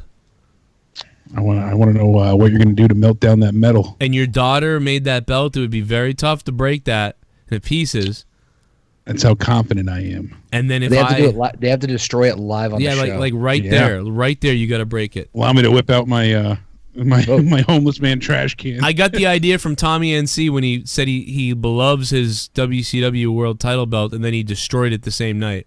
Yeah, he trashed it. I remember Dude, it was just like out of Tommy Boy when he's like, I love my little sail, I love it, and then I like that's exactly that was exactly. I don't know what's up with Tommy. He's just so weird. It's not easy being Tommy, but you know, I go over Tommy's house and I always have to be careful because he doesn't really see me and he almost sits on my head. It's not easy being lean. He farts in Kermit's face like he did to Deb A. Deb A. When she ever admitted that on the phone the other night. Tommy, you did fart in my face. You did fart, yeah. Deb A is a whore. Yeah. Kermit, you cunt. Kermit the Frog, I'm telling you all live on the Joe Cronin Show that Deb A is a cunt. Oh, sorry, Deb. Kermit, hello. rat bastard. Imagine Kermit the Frog like having a rap just going off. Kermit with a bottle of Jack. I guess let's try to do this as quickly as possible because 12 matches. We got the mixed match challenge. R-Truth and Carmella taking on Jinder Mahal and Alicia Fox. I think that the Fabulous Truth there, this is their chance to be number 30 in the Royal, respectively. Is this pre-show? It's not said yet, but I imagine it should be, likely. Yeah, weird enough, but Probably will be. I think so, too. I don't see it being on the main card. You never know, though, because they've made a big deal out of this. They're gonna. I spot. remember, Connor. I don't know if you heard this, and I'm not trying to pull a Mustang man, but originally they were saying like they would just win the 30 spot, and then I was like they should win a vacation and then be sponsored by whoever the people are to make money, and then do a whole promotional tour thing with it, and then really go on the vacation, and then a week or two later they said that. The next week, they added the 30 spot and the vacation. So we kept saying there needs to be something for them to win here. It was so senseless. They had the, the charity part of it the year before, but I didn't hear anything about them doing anything with charities this year. Don't you feel, though, they're going to be in the middle of the ring and they're going to say, we're going to Disneyland? Don't you feel like it feels like that's what they're leaning towards. We're going on a carnival cruise to Disney. Yeah, exactly. And then they're going to do some sort of and we figured out where we want to go. We're going to Disneyland. Dance break, and then fucking and then they go to Disney and they do a whole promotional thing. Like it's fucking obvious because they're there giving them free promotion. We're going to New Japan. Shit. Well, you know what'd be really weird is if it was something like we're going to Jimmy's Seafood. Like it was just completely something smaller like that. Or like we're going to Buffalo Wild Wings. This says North Korea on it. Are you sure? We're going to the Impact Zone. Fuck. We're going to Cambodia. Truth, you're going to North Korea. You're going to spread the network. I don't even think they have computers over there. Just tell them it's $9.99. It'll be glorious. Oh my God. So I think everyone agrees here that R-Truth and Carmella will be victorious. Yeah, well, Connor, what do you think? Yeah, definitely. And then just real quick on the other note thing about how Joe said that and they did it next week. After the shit with Seth Rollins, I question whether or not WWE watches like people like us. No doubt in my mind after last week they definitely do. Yeah. I mean, like, I'm not trying to be like, because I've said this for years and some people make fun of me too, like, take it easy, Joe, they're not watching. I only have the one example of the Cesaro thing where I can tell you, like, that is clear as day that somebody stole that. There's no doubt. Like, that's everything else is I don't know. Could be parallel thinking. A lot of it's just coincidence. It is. It's coincidence. Like somebody, like you said. But that was too weird. But this one too was kind of strange in a way. But it's also could be parallel thinking. But for I don't know. This one was pretty hook, line, and sinker when you said, "Oh, I even said have them, be in the Rumble or, because whoever wins." We said, oh, maybe they should get it, but you can't have it take away from the Money in the Bank. So having them get a number one contendership is hard. So that's why the Rumble was so fitting. But what was JD saying that they stole from him because he called Lashley Trashly? Yeah, but everyone's been calling him Trashly for fucking years. That's been a decade old. That happened at back when Trump was getting his his groove out in the ring. I don't really. I mean, not to get too much into it, but like, okay, cool, like.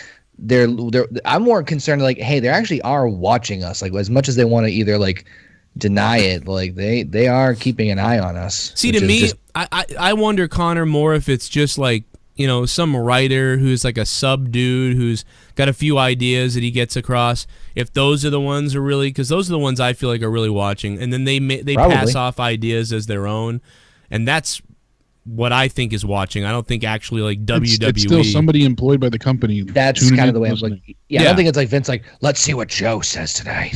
Wouldn't that be great though? He's on his private jet. Hilarious. He's like, I got to see what Connor said about my Raw. Joe shit on it. So let's see what Vince, Connor said. What do you mean Joe didn't like it, motherfucker? Yeah. I really don't like that fat co-host he's got either. Even Road Dogg, for all the stuff he knows about what I do and everything, Road Dogg don't even watch. Like, he doesn't watch me. He doesn't. Road Dogg only knew the things that he saw through Twitter. Right. Exactly. Yeah, he saw what I did on Twitter, and then that's it. And maybe the clip, which isn't the best sampling of the show usually. No, it's not. Usually that's your expression zone. Your safe space to get everything out. Yeah, they stopped calling him Bobby Ashley. Now we got something to fucking talk about. Yeah, then Trashly was even a TNA thing, I want to say, too. Yeah, it was.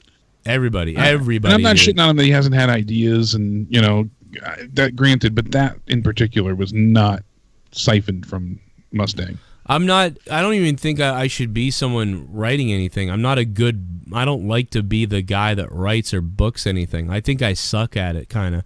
So I'm not trying to be like one of these people like, I've got these ideas, and I know sometimes I tweet about stuff, but that's only because they're so bad that of course I could do a better job, but they should hire someone who's really good. I'm not good.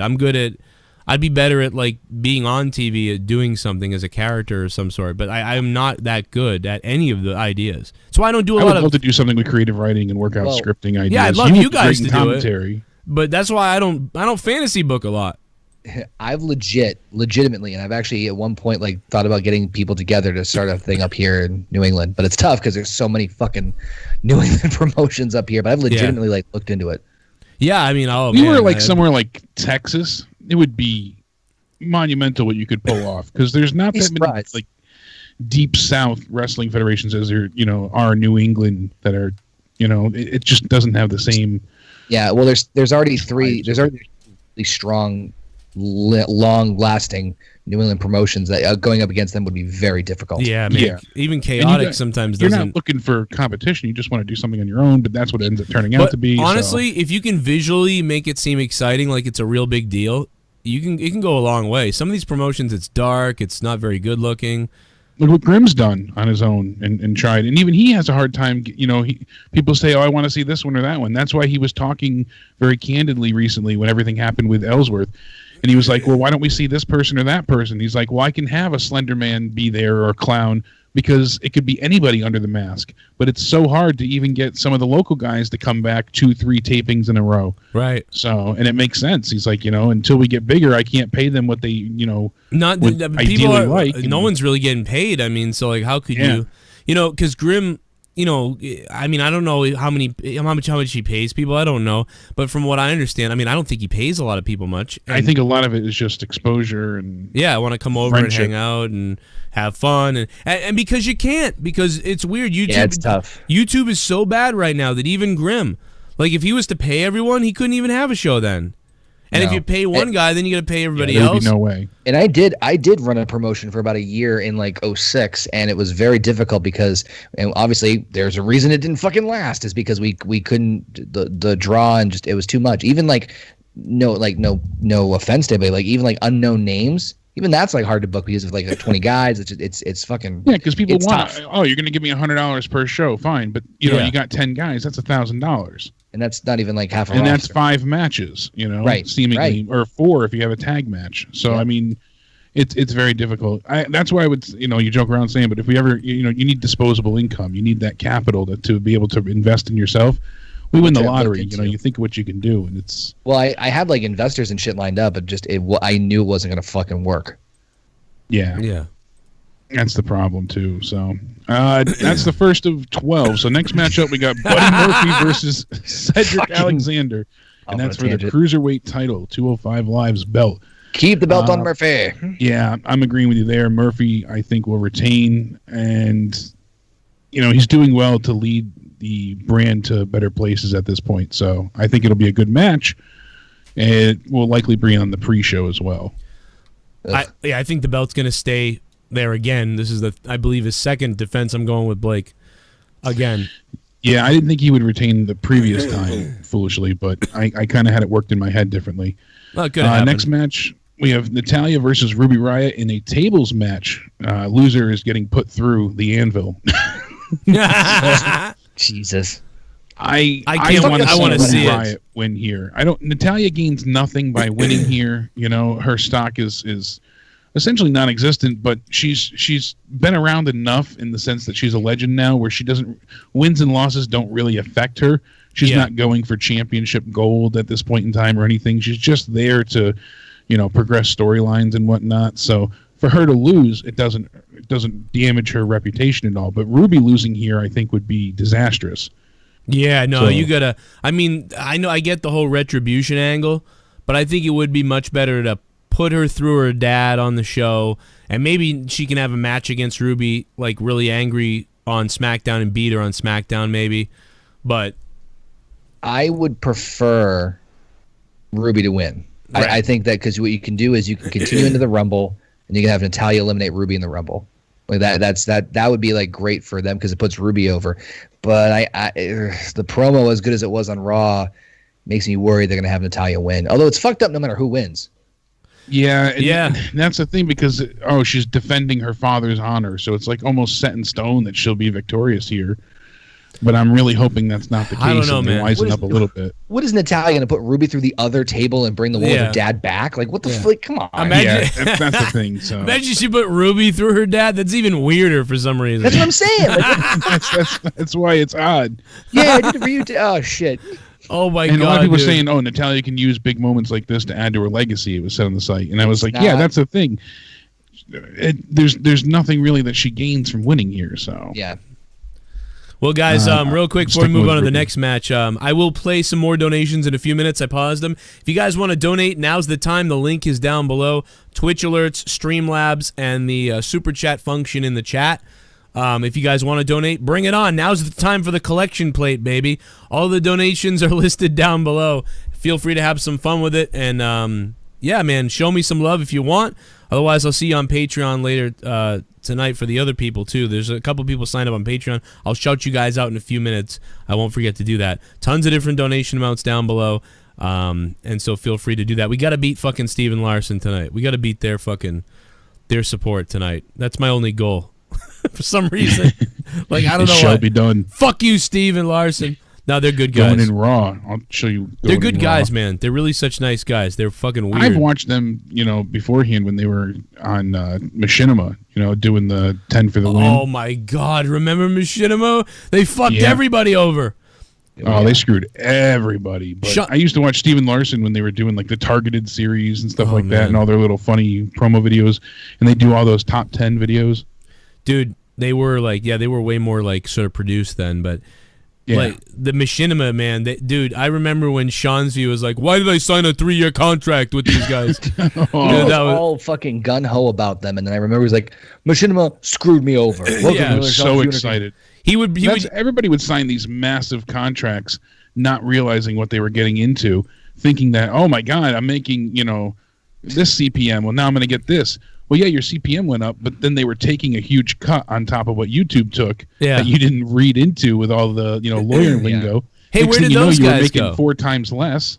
Where did that go, man? I used to get hit up by like network after network who wanted to sponsor me or put me on their thing for like a 70-30 share or whatever. Yeah, well, they changed it now because you have to be a preferred partner in a network in order to make certain amounts and do things. So they really just got rid of the MCNs. Look what happened. Fucking Maker Studios went down. Fucking Defy went down. Like everything that happened with Smosh. The guys that were in charge and created Smosh now have nothing to show for it because the company never went public. Yep. They were promised to get paid when the company went public, and they sold for options to go, and it never happened. So all of their work, they made nothing. They really made a mistake. Like it was. Dude, but yeah, Sean would use Machinima like they were God. Like, oh, Machinima says they'll take care of the lawyers. And it's like there was none of that. It's so funny. But yeah, Steve and Larson are good people in real life. But we're funny. When I talk to them, whenever I talk with them, I'd be like, man, you guys are so from California, and I'm so from I'm so from the Northeast, because like the humor that I have and that we have over here, like they're just like, they look at it like, what? Like yeah, ours is more self-deprecating and dark, and theirs is more like lighthearted. Like you're a mean person, kind of like, and it's like, no, it's a joke. Like, oh, it is? Okay, yeah. What? Like they're just so weird. Like I don't know, it's just so weird, but they're good guys. But anyway, I'm sorry, we derailed again. Huh, Drew? Take that, Drew. SmackDown Tag Team Champion Sheamus and Cesaro, The Bar, taking on the Usos versus the New Day. Triple threat here.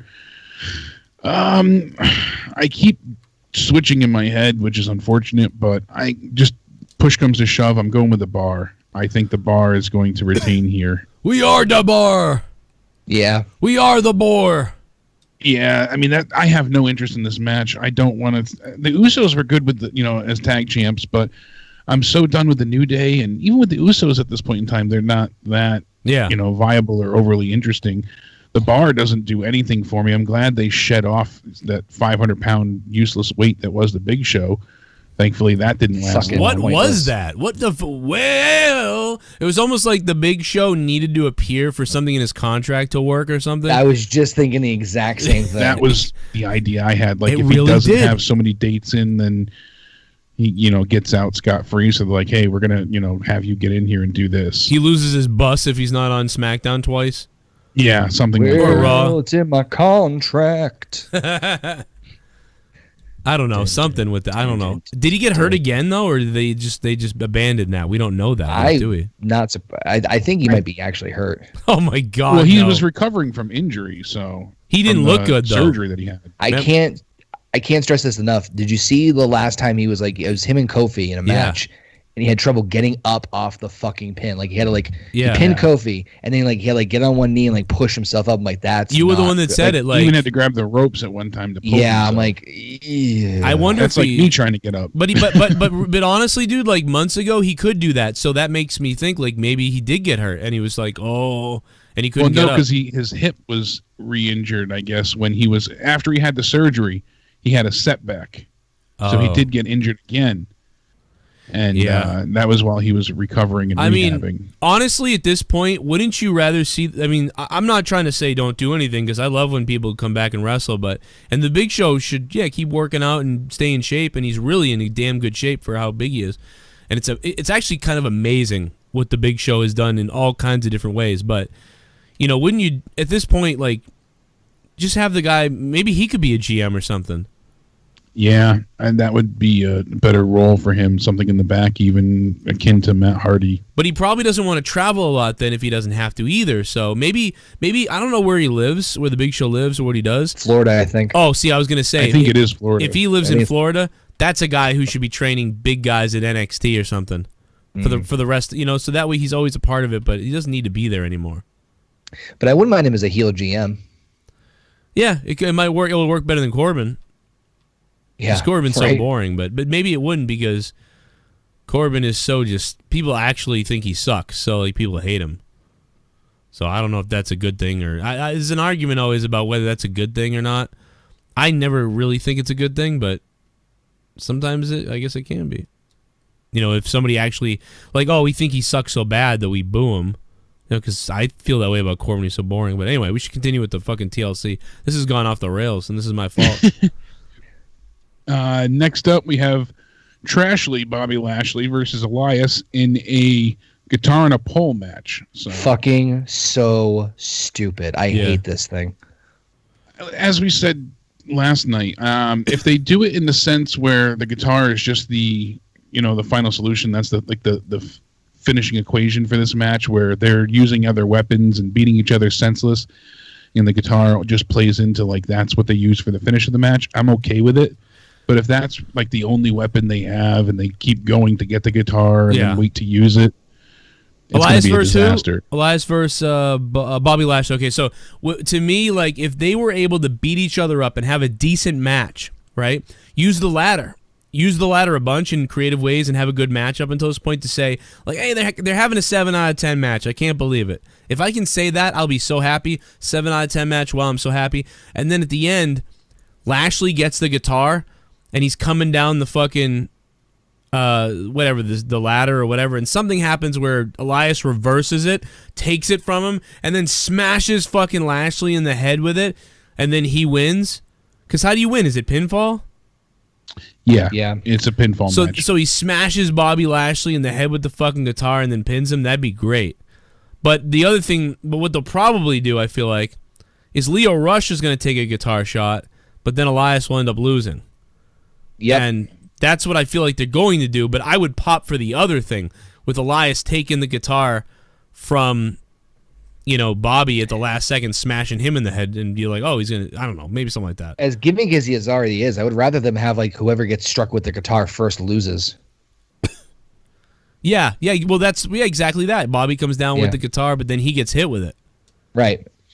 And that would be cool for me, I think. Because to me, it's like it's a no DQ match already. So unless the guitar's like just like the only, like it seems kind of like hypocritical in some ways. Like, oh, it's a ladder match, there's no DQ, but you got to get the guitar. Like, why? Well, why do I have to get the guitar? The longer the guitar is up there, then too, it's like that's the more like when it gets used, people will pop for it. Yeah, that's true as well. So I mean, make everyone wait for it. But it's like, Chekhov's gun. You can't tease him and not use it. So it's got to happen. But also, you can't do the thing where it's like, the match isn't that good and they're just waiting to get to the guitar. If you do that, it's not going to be good because it's going to be like, all right, well, this kind of sucks. Oh, they use a guitar, I guess. We saw it on Raw for free about 90 times. So you really have to make it a moment. That's the thing. So you got to make it a moment, and it could be that Leo gets hit by a guitar, but it's probably going to be that, and then Elias loses. Like I think Connor sounded like he was like, yeah, I think that's what's happening too. So we think Elias is losing this. I think Elias will end up losing, but I really hope he wins because Lashley, I know they're trying to build him up unstoppable, big heel at this point, but Elias has lost so many times that it's really hard. Yeah, but his gimmick is he sings. Like he can he can still get himself over even if he loses here. So. Exactly. Yeah, I mean, and then they could do the whole thing on Raw. He gets back at him on Raw in a way, and Lio Rush helps Bobby win. So, no, yeah, I don't want to say it either because I want to see Elias win after smashing someone with a guitar. That's what I want to see, but maybe they won't give us that. And so, yeah, so for that reason, I'm actually going to go with Bobby Lashley. I can't believe it. Yeah, I am as well. So, that link I sent too, that's Big Show's mansion, and he currently lives in Odessa, Florida. God damn. So, I've got so much money. Right there, right on that, ocean or waterfront. What is that, a lake that he's got there? That's Lake Titicaca.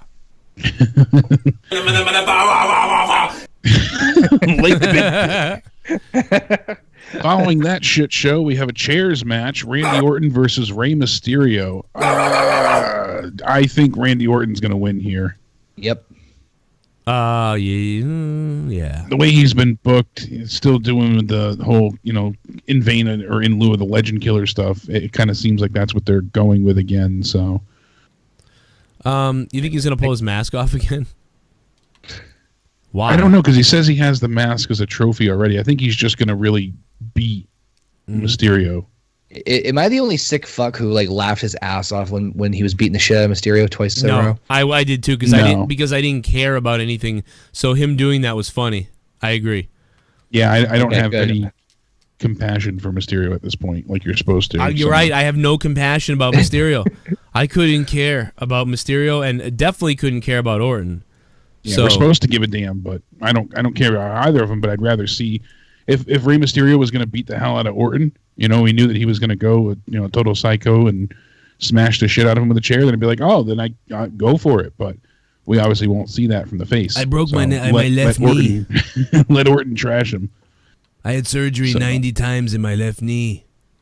How many times has he had surgery? So many times. So many. Following that, we have Drew McIntyre versus... To be determined. Yeah. Versus Finn Balor. It doesn't matter who I face at TLC. The important thing is that I'm going to kick ass and look damn good doing it.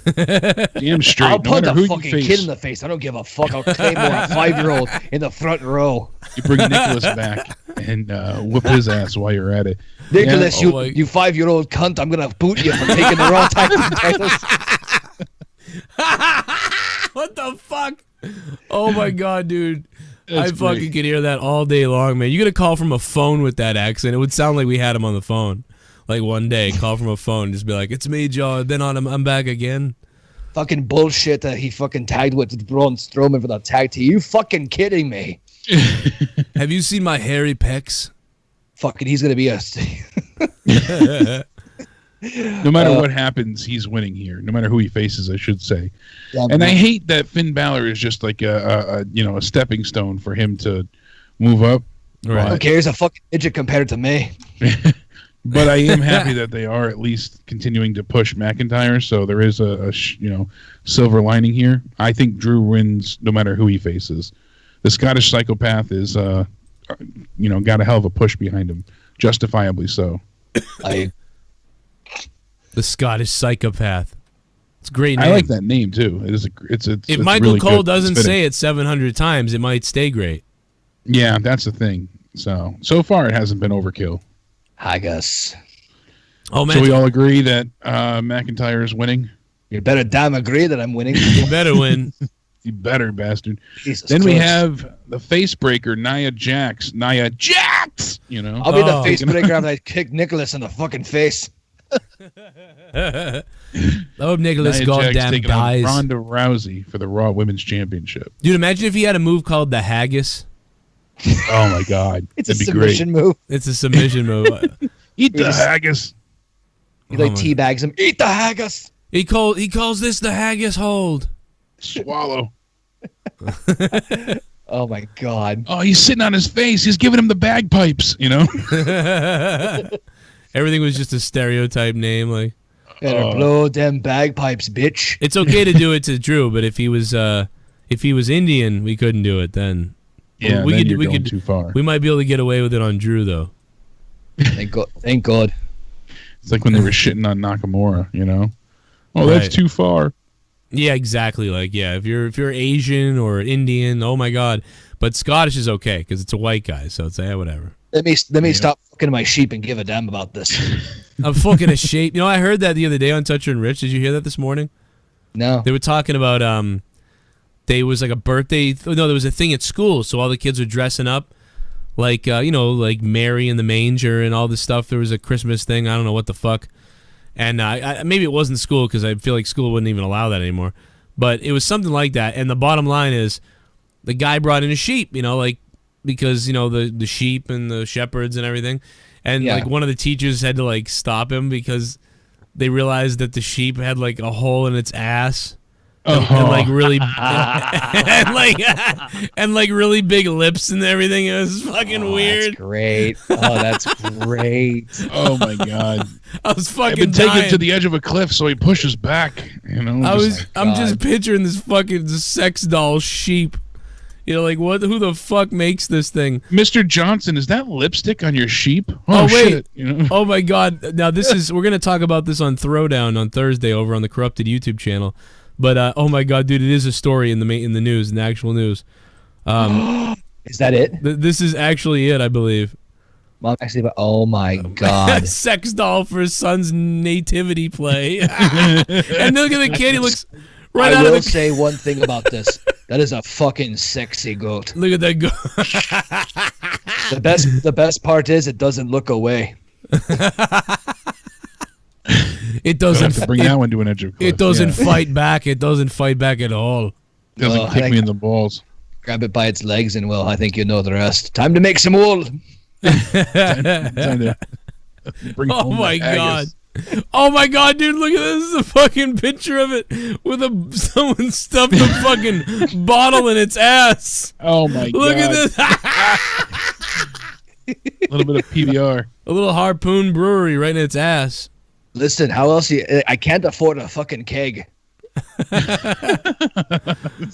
Dude, this goat is butt funneling. How'd you find my goat? It's a multi-purpose goat. Oh, come all ye faithful has a whole new meaning. I can't believe that's too funny. And Jesus came and came and came and came again. All right, I'm sorry. All right, so I'm a fucking shepherd. What? I'll shepherd you. Ronda Rousey taking on the facebreaker Nia Jax for the Raw Women's Championship here. I have no doubt in my mind this is going to suck. It wasn't good at Money in the Bank, and Rousey's been exciting. We want to see Rousey just kill Nia Jax, don't we? Yeah. I think Becky's going to interfere. Really? You think so? With her competing later in the night, I mean, it heavily depends on the match order, but I think Becky will interfere because she has reason to against Nia, and then that will cut. Then like Ronda might get pissed that she interfered or whatever the case, and that opens up them facing each other. Exactly, or at least keeps them facing each other fresh. So they try to bring it back to that. I would book it like that myself too, and have her take out Tamina. Have Becky come out. Something. It doesn't have to be huge, but like it doesn't have to be huge, but I think it's going to happen. So forget the WrestleMania stuff. Some way. Forget all the WrestleMania stuff. They want to do this now to strike while they think the iron is hot. Yeah. I mean, you might as well. I mean, this is the first because really, like, okay, they need stuff. What's that? They need things to do. This is terrible right now. They need rivalries. They definitely need something. So if you think about it, right? Fucking Nia broke her face. She's been saying that all the time. Becky has had not one opportunity to really get at her, and I would just think, especially the way Becky's been, the first thing I would do if I was in her shoes, hey, you know that woman who fucking said she was going to break my face and did all that stuff and cost me, like, possibly my biggest match of my career. Yeah, I'm going to take her out and take care of that right now because this is the first time they'll be in the same venue together. What if she even attacked her beforehand, backstage? I think the way they've been building Nia to be well, I don't fucking know how the fuck they're booking Nia now. I feel like Nia's going to get like the power advantage, and I think Becky's going to do something to give Ronda the edge to retain the title. I'd be okay with that. I don't think that's going to happen though. I don't think we see Becky here at all. I would kill to see it happen your way, but I think Ronda's just going to retain by the skin of her clit. Right. I think that's really what's going to happen. They're stalling until we get to Mania. Obviously, a lot of people said, "Oh, this is Ronda's time to lose," but I don't foresee her losing here, especially not to Nia. And she's funny as champion. Like fuck that. Yeah. This does feel like filler. This feels like a real waste of time, and Nia just had all the heat in the world and couldn't capitalize on it. So maybe she didn't scream enough. Oh, that killed me. I know Joe didn't hate that, but it's not necessary. I just thought it was it's another one of those things where like people might have hated it and it was stupid, but because it was so ridiculous, it entertained me like in a dumb way. Like yeah. I found myself just I mean I get a little bit of Vince humor in me that cracked me up. I was like, what the fuck? You made me laugh the whole time. You know what it reminded me of? It reminded me of like Goldust with having like the stuttering thing for some reason. Yeah. Because you're so calm and then just shriek. Yeah, but I'm going to retain the title. Jesus. Yeah. And this Monday, Becky's going to get my wrath. I was like, oh my God, like, what the fuck? Like, fucking calm. Like, dude, take a have a Twix or something. Jesus, calm down. But did you hear what you when you're angry. You know what? I don't think you heard what I said, Connor, but this is another example of them listening to people. Because my opinion, for weeks, Nia has never done this. And I think it was 2 weeks ago or 3 weeks ago, maybe, that I was listening to, I don't listen to a lot of people because I'm just so busy with shit, I honestly don't listen. But every once in a while, I throw in some Solomonster, and I was listening to Solomonster. And he says, a great point, which is like, I don't know if Nia is really capable of, getting over that way because she has this very sweet, sensual, kind of weird voice. And now, by the way, now it escapes me whether it was Alvarez or Solomonster, but one of them said this. And so it was like, wow, that's a great point. I always think that too because she's got this sort of put you to sleep voice, like, and then I'm going to do this and that and this. And legit, the week after that was said on that person's podcast, Nia started the screaming thing. And that is, you can go look it up. It's either Solomonster or Brian Alvarez with Dave Meltzer. One of the two said this exact thing about Nia. And then the next Raw, Nia Jax started doing this screeching thing. And so very weird, very bizarre. Because I think it was Solomonster. I think it was him too. I think it was Solomonster. Yeah. And when he said that, I was like, you know what? I would immediately start working her, and then they did it. So I mean, seriously, I don't know if he's heard about this or he's picked up on this, but I mean, I think they took his. I think they were hearing that. That's my opinion. Again. And who? Someone just said in the chat. Oh, Perp Zenex said, "Why isn't this a ladder match?" I don't know why they don't have any stipulation for this. They don't need it. I know it's not needed, but that's the point of the pay-per-view, no? Like, but everything else is taken. They don't want overkill, is what it is. Make it a stairs match. No, we said that. Not allowed. No Eric Rowan Big Show stairs match. Make it a fucking stairs match, you fucking whore. Tables, ladders, chairs, and stairs. Just fucking bring out a Stairmaster, call it a day. Fucking the best thing about a Stairmaster is I could take Finn Balor and throw him down and he just constantly fucking falls. Imagine if she brought out the Stairmaster for Nia instead of stairs. Oh my god. Oh my god. Great. That would be something. So I think Ronda's retaining. I think you guys agreed and everybody made good points. Connor, I would like it to play out your way with Becky, but I don't see that happening. Yeah, because heaven forbid that fucking makes sense. Well, that's what I'm saying. There's so many times, like, back when everything I thought, was going to happen with Braun back, around SummerSlam time. And I'm like, oh, this makes great sense. That would be so good of him to, they don't pull the trigger on these things. They have these ready-made opportunities, feuds, segments, whatever it may be, and they're just blind to it, I swear. By the way, if PS Carnivore is ever listening, hit me up, bro. Where is he gone? I haven't seen PS Carnivore in the chat in a long time. It has been a while. I know you said that, I believe, last night. It's random. It's only been about a month or so, or two maybe. I don't know. I just realized, I was like, where did PS Carnivore go? And I think he's still on Patreon. Maybe I should message him on Patreon, actually, because on Twitter he hasn't tweeted since February.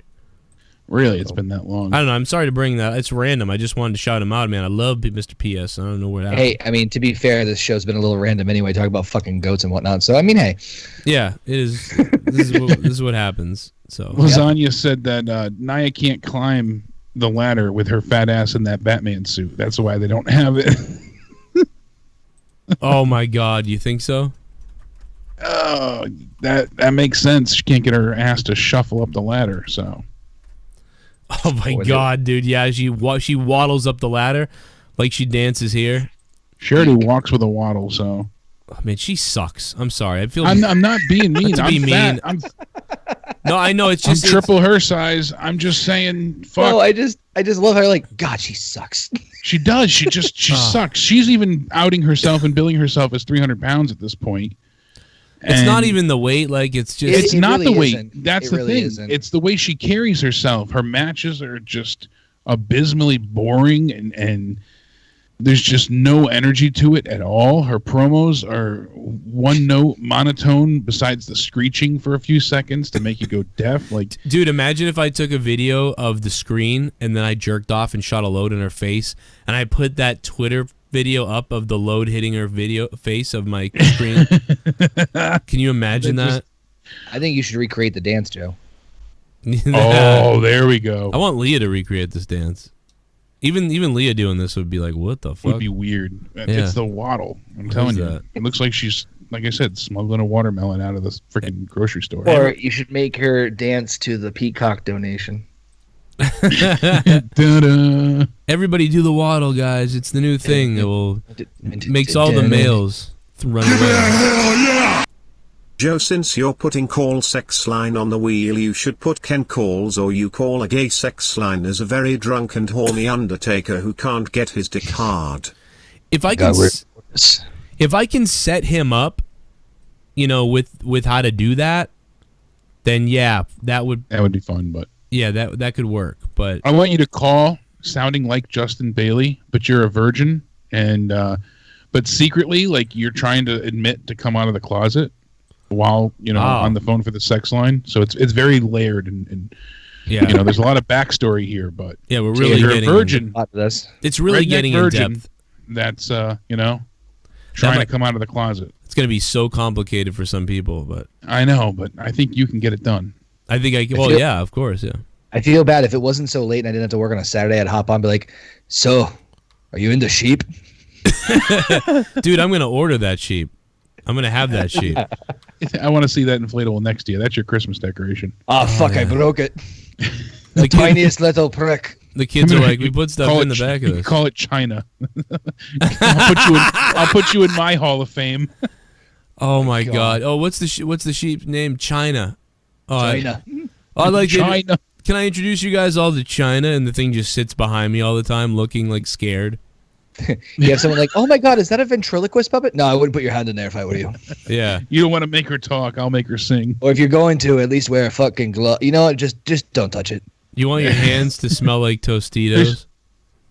There's more DNA in that thing than the 23andMe factory. Dude, I'm gonna order this sheep. How much is it?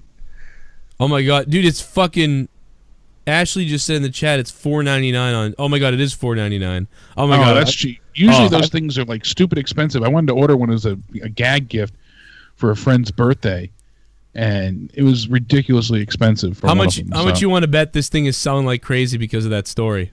Oh, absolutely. That's how it always works out. I'll get it on Monday, December 31st or so. It's on like back order. Damn, it's got to be really back ordered. Holy Christ! I ordered it. Okay, it won't be here till the next year, but I ordered it. Everybody. Kidding me? It's that. Oh, when you said $4.99, I'm thinking like $499. Like, nope.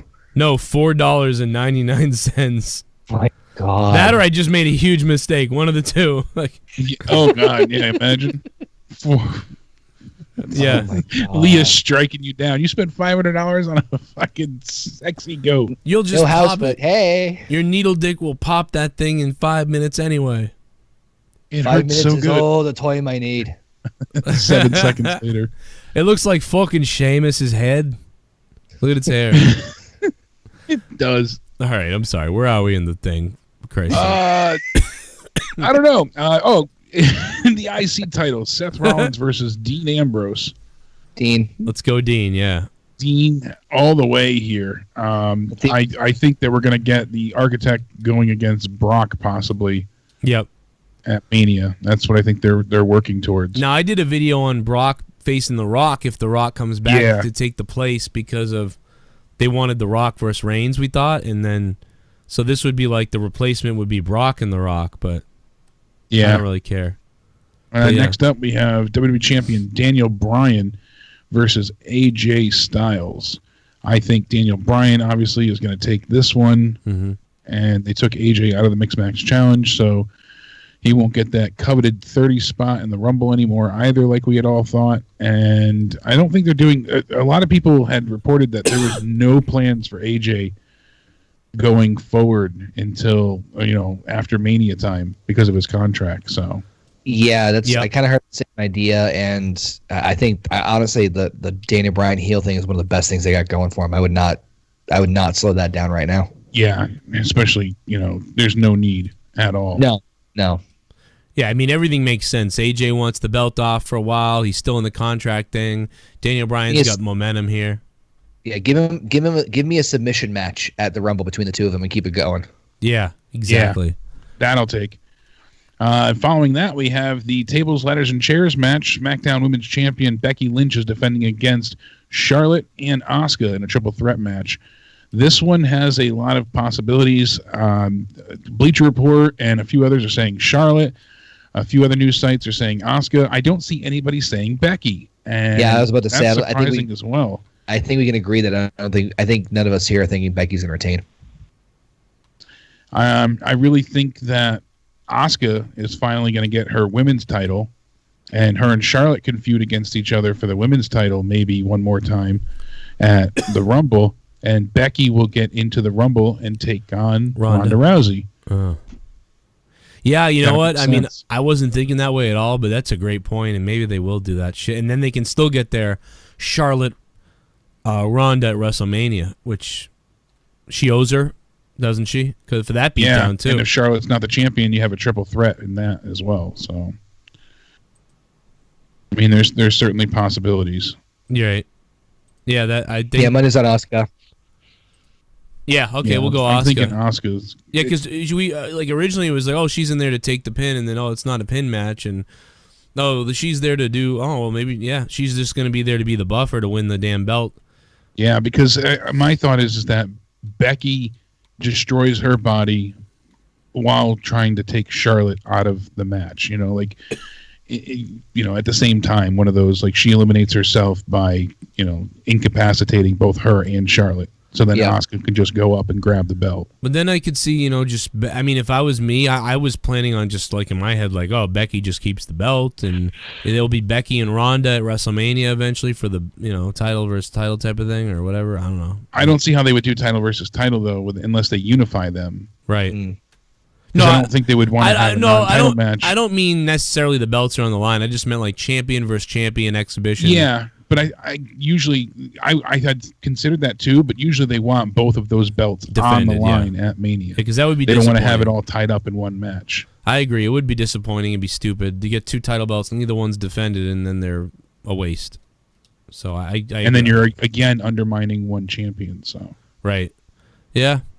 Well, I really don't know yet. I'm still pondering this in my head, but I think maybe they want Becky to chase now because she's going to be the face, and I guess the only way to do that is to I almost wonder if Charlotte's going to win. I think Charlotte might win just because they'll get the heat they want from her, and like Asuka's going to kind of get in the way. I'm going to go Charlotte. I know that's different, but I'm going to go Charlotte.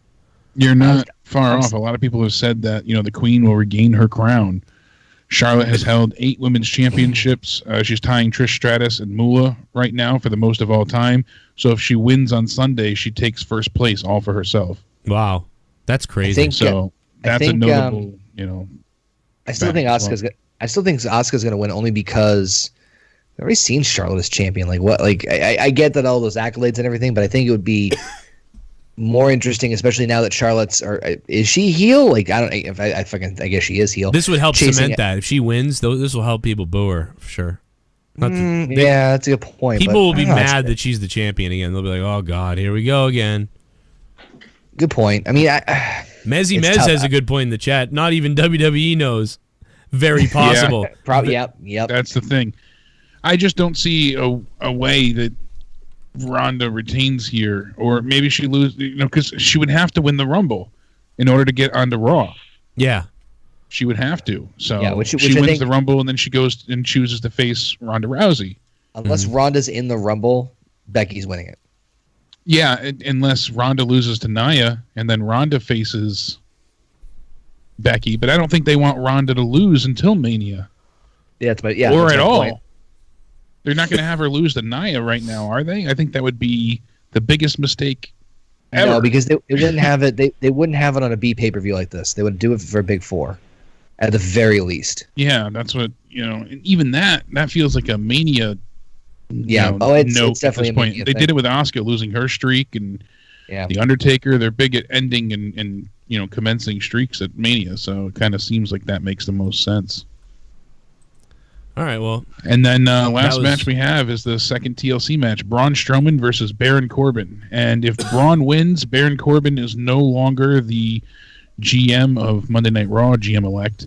And Braun also gets to face Brock Lesnar for the Universal Championship at Royal Rumble. So I can't believe that after surgery, Braun's going to come back and they would have him lose and be weak, but what else could they do? And I feel like the goons are going to show up for Baron again.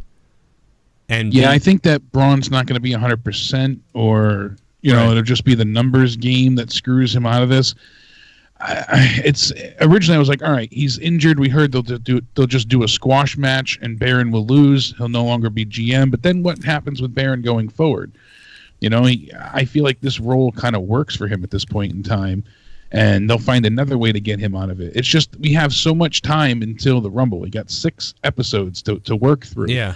And if we already know, Sunday night comes, Braun wins, well, he's facing Brock Lesnar at the Rumble. We have to build that up for 6 weeks. There's nothing to build. That's one of those things where like, fuck, now we just got to wait for the match.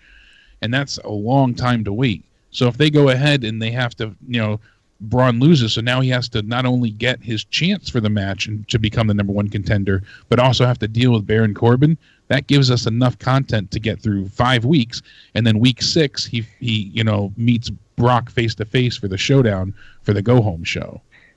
This might be a weird reference, but do you guys remember when Ryback got his first title shot? against CM Punk. CM Punk, Yeah, in the Hell in a Cell. Hell in a Cell, yeah. Yeah. I remember that because I felt like they're fucked no matter what they do. Yeah. And I feel like this is a very I feel like this is a very similar situation with no matter what they're gonna do, they're fucked. Didn't we think something like Heyman was gonna have something to do with it, that to get them out of it or something like that? Yeah, there was some sort of BS theory, but I just for some reason I think of that because it's like, man, they really. I mean, obviously Strowman's injury they couldn't fucking predict, but it's like still, it's like I feel like they've really fucked themselves into a corner. They really have, and on top of it, like you said, there is no great scenario here. A lot of places are saying, well, so long as Braun can do the running power slam, he'll get his victory with very little effort, and that sets him up. And it could just be where that's what happens. We get out there, he finally, he's not showing up. I told you, I'm going to win by default. I win, because he kept saying that on Raw this week. I'm going to win by default because Braun can't make it to the ring to compete. And then he's going to, we're going to get to a count of 10 and Braun's not here. And we already saw Braun getting his head shaved for Sunday, so we know he'll be there. That's not the surprise here. It's just that is he healthy enough to compete in a full match? So I think that they're going to stall for time. They're going to say, Braun's not coming. That's it. Declare me the winner. JoJo, get in the ring. Declare me the winner. And then you hear, raw, and Braun comes out, does the running power slam twice, pins him, and that's it. That'll probably be what we get, and Strowman wins. But I mean, what's going to be the difference between now and Corbin after the pay-per-view? Like, if he wins, like, I'm permanent general manager. Kind of fucking already are. Like, I don't understand. Like, yeah, this is like your job trial. If he doesn't win this match, then he doesn't get to keep the role. So he does. He loses the role if he loses. Yeah, he's done as GM. Hmm. That's why it's perplexing here, because I think they would want to leave Stephanie him just as reinstates GM. him anyway. Well, that's the thing. She could say, well, I'll just leave you as this role, which they've done before. They did it to Shane after Mania. He didn't beat The Undertaker, but he still got to be active general manager. Yeah, because you're right, Connor. It changes nothing if he loses. He's still the guy running the show, right? Does he have? No, if Corbin loses, he loses all authoritative power. Oh, okay, all right. But what I'm saying is, if Corbin wins, nothing fucking changes. Yeah, he's just a dick. Yeah, he just gets to continue being. And then Kurt Angle's not coming back, is what. I guess not. But to Jake's point, I completely agree. I feel like this is going to be one of those stipulations and one of those matches where they do it, and then 3 weeks later, it's changed. It's reversed. Remember when they did what was it? What was it? There was some other BS thing with Rollins and Cena. And it was something like Cena beat Rollins and Rollins can never get a shot at John Cena or something like that, some BS. And then Rollins held up Edge and Christian and he threatened to curb stomp Edge's neck, his bad neck. I'm going to kill him, John. I'm going to kill him anyway. I'm going to kill him anyway. And then he brought the authority back. That was it. Yes, I couldn't. Thank you. I couldn't. It was after Survivor Series, and that's when Sting had come and helped Dolph Ziggler. I feel like it's gonna be that shit. Yeah, where they still found a way because the authority was only gone for 2 weeks, something like that. Yeah. Yep. Yeah. I'm gonna kill him anyways. Yeah. Even Meltzer had said, "I'm trying to look for more predictions." And whatnot. He said "kill" too. It was so weird. Yeah, I'm gonna kill him anyways. Meltzer says, "I think one way or another, Baron Corbin's winning Sunday. Corbin will become the permanent GM of Raw. So get ready, everybody." And Braun's going to find some other way to get his championship match at the Rumble over the next 6 weeks. If they do that, how many times has Braun failed with stuff? It's that's what I'm insane. saying. So that's why they're in such a shitty situation. But that's the only thing I think makes sense because they want Baron Corbin to be the GM still. I think they especially seeing the way he took everything in stride this past week. I think they want him in that role. I think that's what they were setting us up for. And then you have such a long time, what are you going to do? So now Braun has to find another way, which he can do. He could say, I didn't get my, I get a rematch, something. But Braun has, every time push comes to shove and Braun's been in a big match, he's lost. He lost against Roman. He lost against, Brock Lesnar. He lost again. It just happened time and time and time again. He lost. Yeah, and he's like, I'm going to give up my money in the bank now for some reason. And then he lost that as well. So, I mean. Braun really is an idiot. Yeah, I mean, they labeled him as a Neanderthal, and that's what you get. He's a fucking moron. Like, Braun, you're an idiot. And now you're injured. And you're an idiot. Elias is also the favorite to win on Sunday, it says here. I don't see that happening. Yeah. As we said before. But, I mean, a lot of people are also saying Natalya will beat Ruby Riott. I hope that's not the case. No, that would be Jesus Christ. That would be disastrous. No, I hope Ruby does win, and maybe Natalya can get some retribution eventually, or have like a 3-on-3 match where they get back at him. But yeah, please, Ruby has to go over. It's so fucking horrific what she's doing too, but it's awesome. It's awesome. And then saying like, oh, you're gonna not break the table and then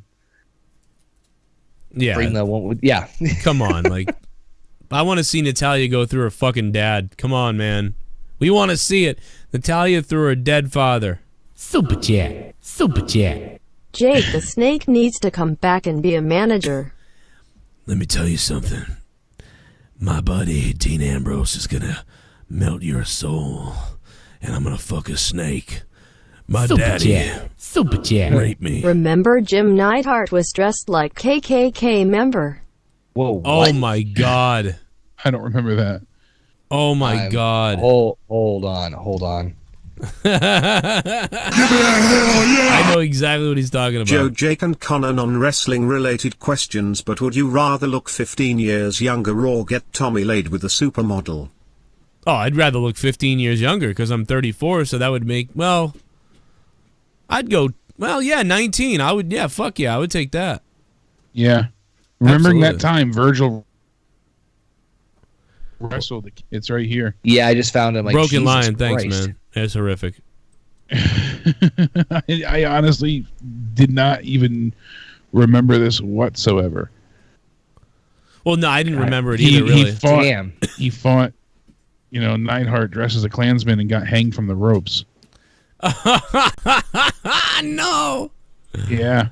Oh my God. Oh dude. God, I see. Ooh, it's not. Wow, I'm looking at it now, and it's like. But this is one of those things where, like, nowadays the generation now is like, oh my God, those people should be in jail for doing that now. It's like, dude, that's just like 20 years ago. You got to see my screen because check this out. He's there. It's the whole article and the whole thing, right? It shows Virgil. It shows him. It shows Jim Neidhart. But just watch my screen for a second. It gets down to here with him hanging him, and then all of a sudden, the very last image is just Jim laughing. Yeah, because it says as the match starts, Neidhart reveals himself as the henchman under the white sheets. Oh my At this God. point, it turns into a What regular the beatdown. fuck? So it doesn't make sense why he came to the ring looking like a Klansman in the first place. There's no real racial vibe to his attack at all. Then this happens. That's right. For some reason, Virgil's attack turns into a proper lynching. So the guy was a goddamn manslave. Now he had to get lynched. We're assuming Virgil was okay, even though he ended up being stretchered out. Jesus, though. The thing Virgil's used to do. About this entirely. This is in the '90s too. You're right. Yeah. The things Virgil used to do, guys. It was Rodney King. He gets hung, and then Jim laughs. Even the fucking guy who's interviewing him was like, "Dude, that's fucked." Yeah, even he's like, Jesus. Well, the only reason I knew about that was because of meme things that happened like years ago, but I don't remember that live or like whenever that really happened. I've never seen that until now. Like, just fucking. I bet you. I wonder if that's on the network. I doubt it. No, that's. Yeah, I'm gonna bet that's not on the network. Nowhere. Because it was taken off of YouTube. It's scrubbed off of YouTube. Oh God! From what I see here, it said WWE took down the video due to I found copyright. it. Did you? The Yeah, two it's links on that I YouTube. clicked on, it said WWE taken down for copyright. Nope, I found on YouTube. Oh yeah, look wow. at that, Connor. You're my superstar. Or racist, one of the two. It also says here that Braun Strowman might not be able to compete Sunday, so he could be replaced by Bray Wyatt. Bray Wyatt could also come out and help when Braun's being attacked by multiple people. So Braun does answer Baron Corbin's challenge. Baron Corbin brings out his buddies, Drew McIntyre and Bobby Lashley. They all start to attack Braun Strowman, and that's when Bray Wyatt helps out. I think you're right because fucking addresses, Mon. Philosophical question. Would you rather know the day you're going to die or how you're going to die? How? Yeah, I guess how would be definitely. I would say the day, because if I knew how, like let's say they said, oh, you're going to die by drowning. I would be so paranoid and anxiety ridden of water. Like I wouldn't want to shower. I wouldn't want to swim. I wouldn't want to. If they said you're going to die by a car crash, I would never want. Like, what if it was tomorrow? What if it, So I would never want to get in a car. And knowing the day you die too, you wouldn't get paranoid over that a little bit. Like, oh no, crap, but I at don't have least this much time left. So at least I would know how long I have, and in my mind, I think I would find more comfort in that rather than being like, okay, I don't know how I'm going to die, but I know I'm going to die tomorrow. So at least I'm prepared for it. I've set up all my arrangements. I've said my goodbyes. Everything's in order, and I've done all that I wanted to, rather than, oh, you're going to die by, car crash. Lynching. So now I can never get in the car again because I'm so afraid that I can change it, and you can't escape fate. Yeah, and if it's a heart attack, I mean, I don't know.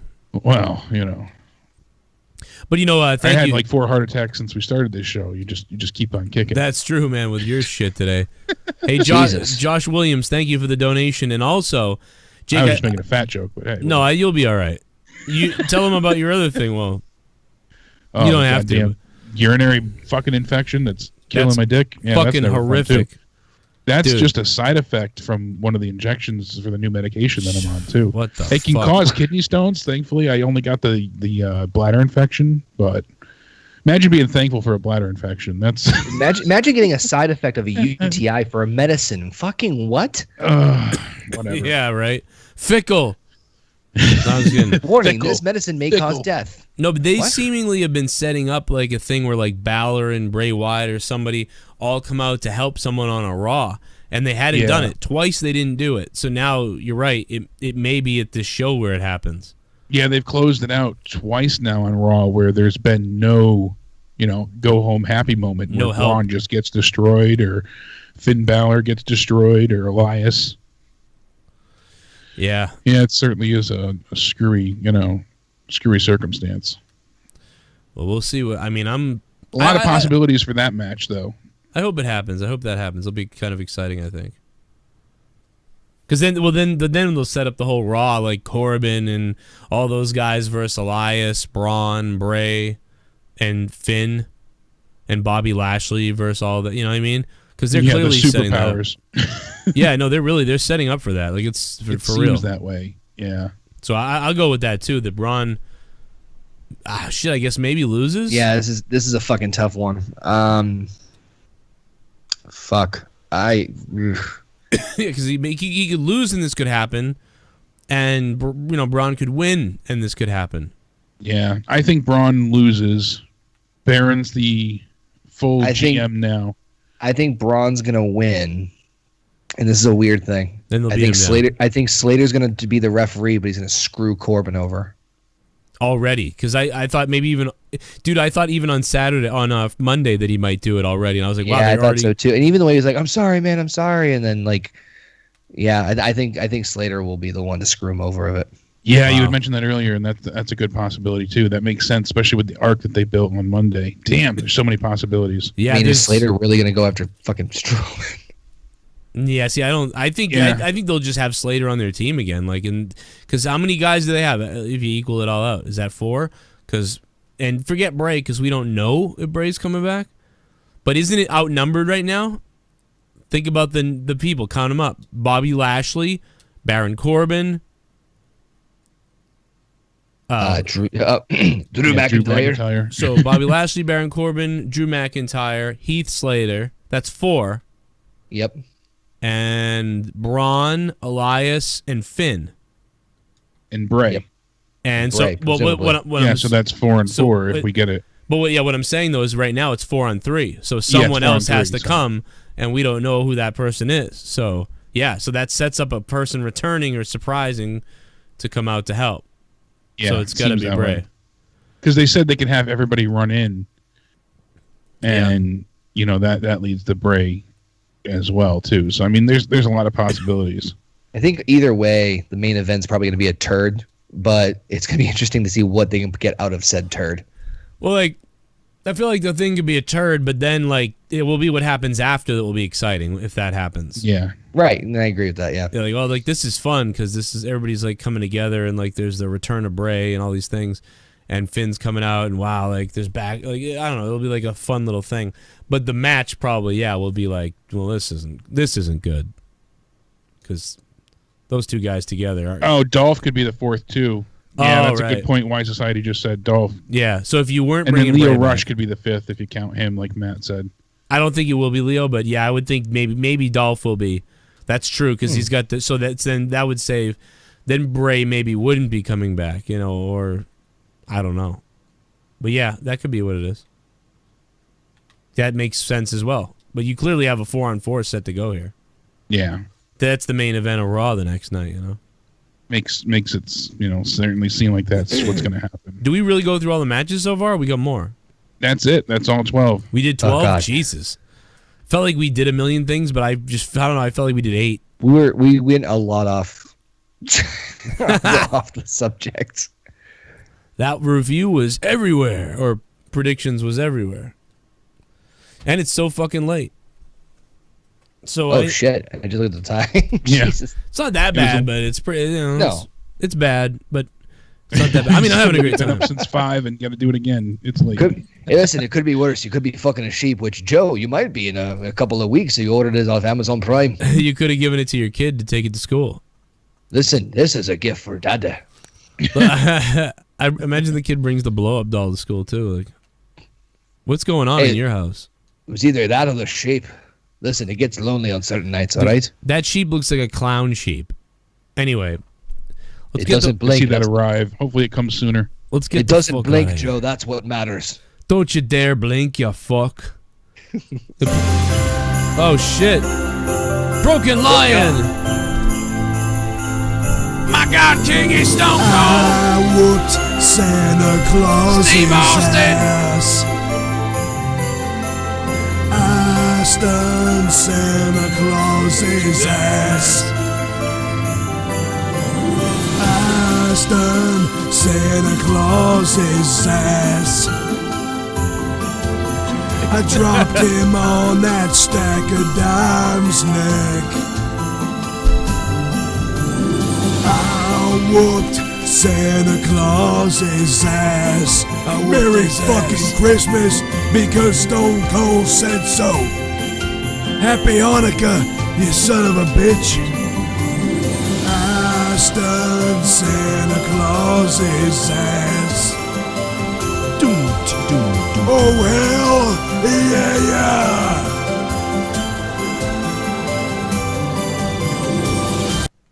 I know you guys are talking about TLC, but fuck TLC, it will suck. But do you guys think Dean will win Rumble? Because I have a feeling they will. I think he's on Seth. Yeah, I think I thought Seth weeks ago, and I'm sticking with Seth now. I don't want to change that. Broken I think Lion. Dean's going to win the IC title, so... Yeah, we think Dean's getting the belt and Seth's winning the Rumble. I have a weird feeling that, like, and this is just me throwing Seth this out there. I think Seth might enter number 1. I think I know what, I wouldn't put it past him to do that. I think Dean's going to feud with Finn for the IC title at Mania. Super Dean feuds with Finn. What are the odds the PPV is over a 7? I think it'll be a 6. Yeah, I'm going. I would odds.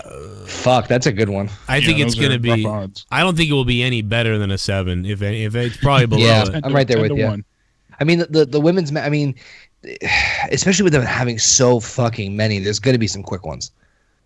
Yeah, there's gonna. You're right, and there's probably 3 or 4 on the. Well, is the pre-show 2 hours or 1? It's 1 for 1 this hour. one. Yeah, so it's 6 to 7. Oh, and so 7 there's- to. So that's what 11 matches for 4 hours. Yeah. Oh, 10 maybe if they have 2 pre-shows. They'll probably have 2 on the pre-show. They'll So probably 10 have the mixed match challenge and the cruiserweights. That's a So lot. that's like 3 an hour. So that's what 20 minutes each. That is so roughly. weird. When's the last time they did this besides like a main show? That's crazy. I can't remember. I mean, Which is even- weird because I remember TLC being like ridiculously fucking short too. Yeah, it usually is. It's one of those ones where it's like, well, it's 3.5 hours to 3 hours. And we'll throw in a fucking horrible segment of some kind just to fill it in. Fill in my brown stain. I'll fill in my shape. All right, guys. Well, listen, we're going to get the fuck out of here because it's so goddamn late. And we're dead. I'm dead. It's Thursday night throwdown tomorrow night on my other channel, youtube.com/corruptedpodcast. Friday night, monetize this. Where's The championship, bitches. Where's the championship? It's missing. Did the dog take it? The dog ate it. The dog already wants it. The championship is on the line this Friday night on Monetize This. Plus, I'm going to have a wheel of different characters. I might call the sex line as I'm going to spin the wheel. And there's going to be a bunch of shit. And me and Ken are going to sodomize each other, and Leah's going to watch. It's going to be insane. Everyone's invited. It's going to be a party, like last week. It's a sheep fucking good time. And maybe this week, Tommy will go back to drinking again, too. Sitting there all... And then on Patreon, yeah, he was really loaded. And then on Patreon, we got the Corrupted Podcast. So make sure you guys become patrons if you can. Right now, go become a patron. Patreon.com/Joe Cronin Show. Worth it. Morning Madness. Oh, I really went into some shit. It's an hour long. Go check it out. And there's a bunch of other I heard shit. you went deep this morning. So I went deep into caca. Lots of stuff up on the Patreon. But hey, also check out Jake, man, on Twitter. It's @CountdownEnded on Twitter for Jake. And check out his YouTube. And check out Connor from OKFabe. It's youtube.com/OKFaber. Go over to his YouTube channel, give him a sub, give him a like, give him some love. Super chat. Vote Savking for champion. And apparently Sav King is trying to come for the belt. Uh-oh. Imagine that. Sav King comes and Making grabs a run the belt. for the title. He wants to take it, man. Jesse gave it back. Sav wants to take it. Sav says he wants it. What's going to happen? I don't know. I want to go for that out of nowhere championship. Yeah, rip it off. Bring it on. Taking that OKFabe title. Probably should put that on the line on the show once. That's true, man. That would be fun. We could really pass these belts around. Yeah. I want 69 you under the sunset. Oh, yeah. Tommy NC 2010. Yes. Oh, my God. That's the sound you're going to make when I stick it in you. Yeah, Tommy can vacuum again, huh? Tommy just screamed that in your ass? Oh my god, dude. Did you see when he started vacuuming? It was like so fucking like, what the fuck? Tommy, listen, I love you. Tommy, I love you, man, but that's some fucked up shit.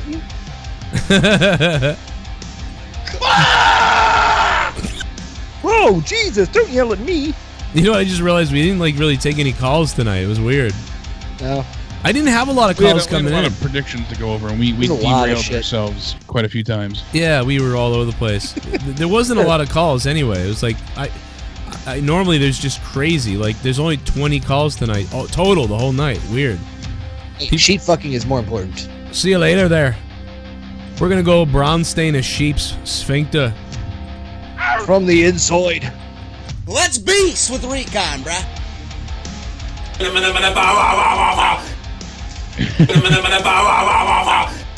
I could do that too. Dibbity bow wow wow wow.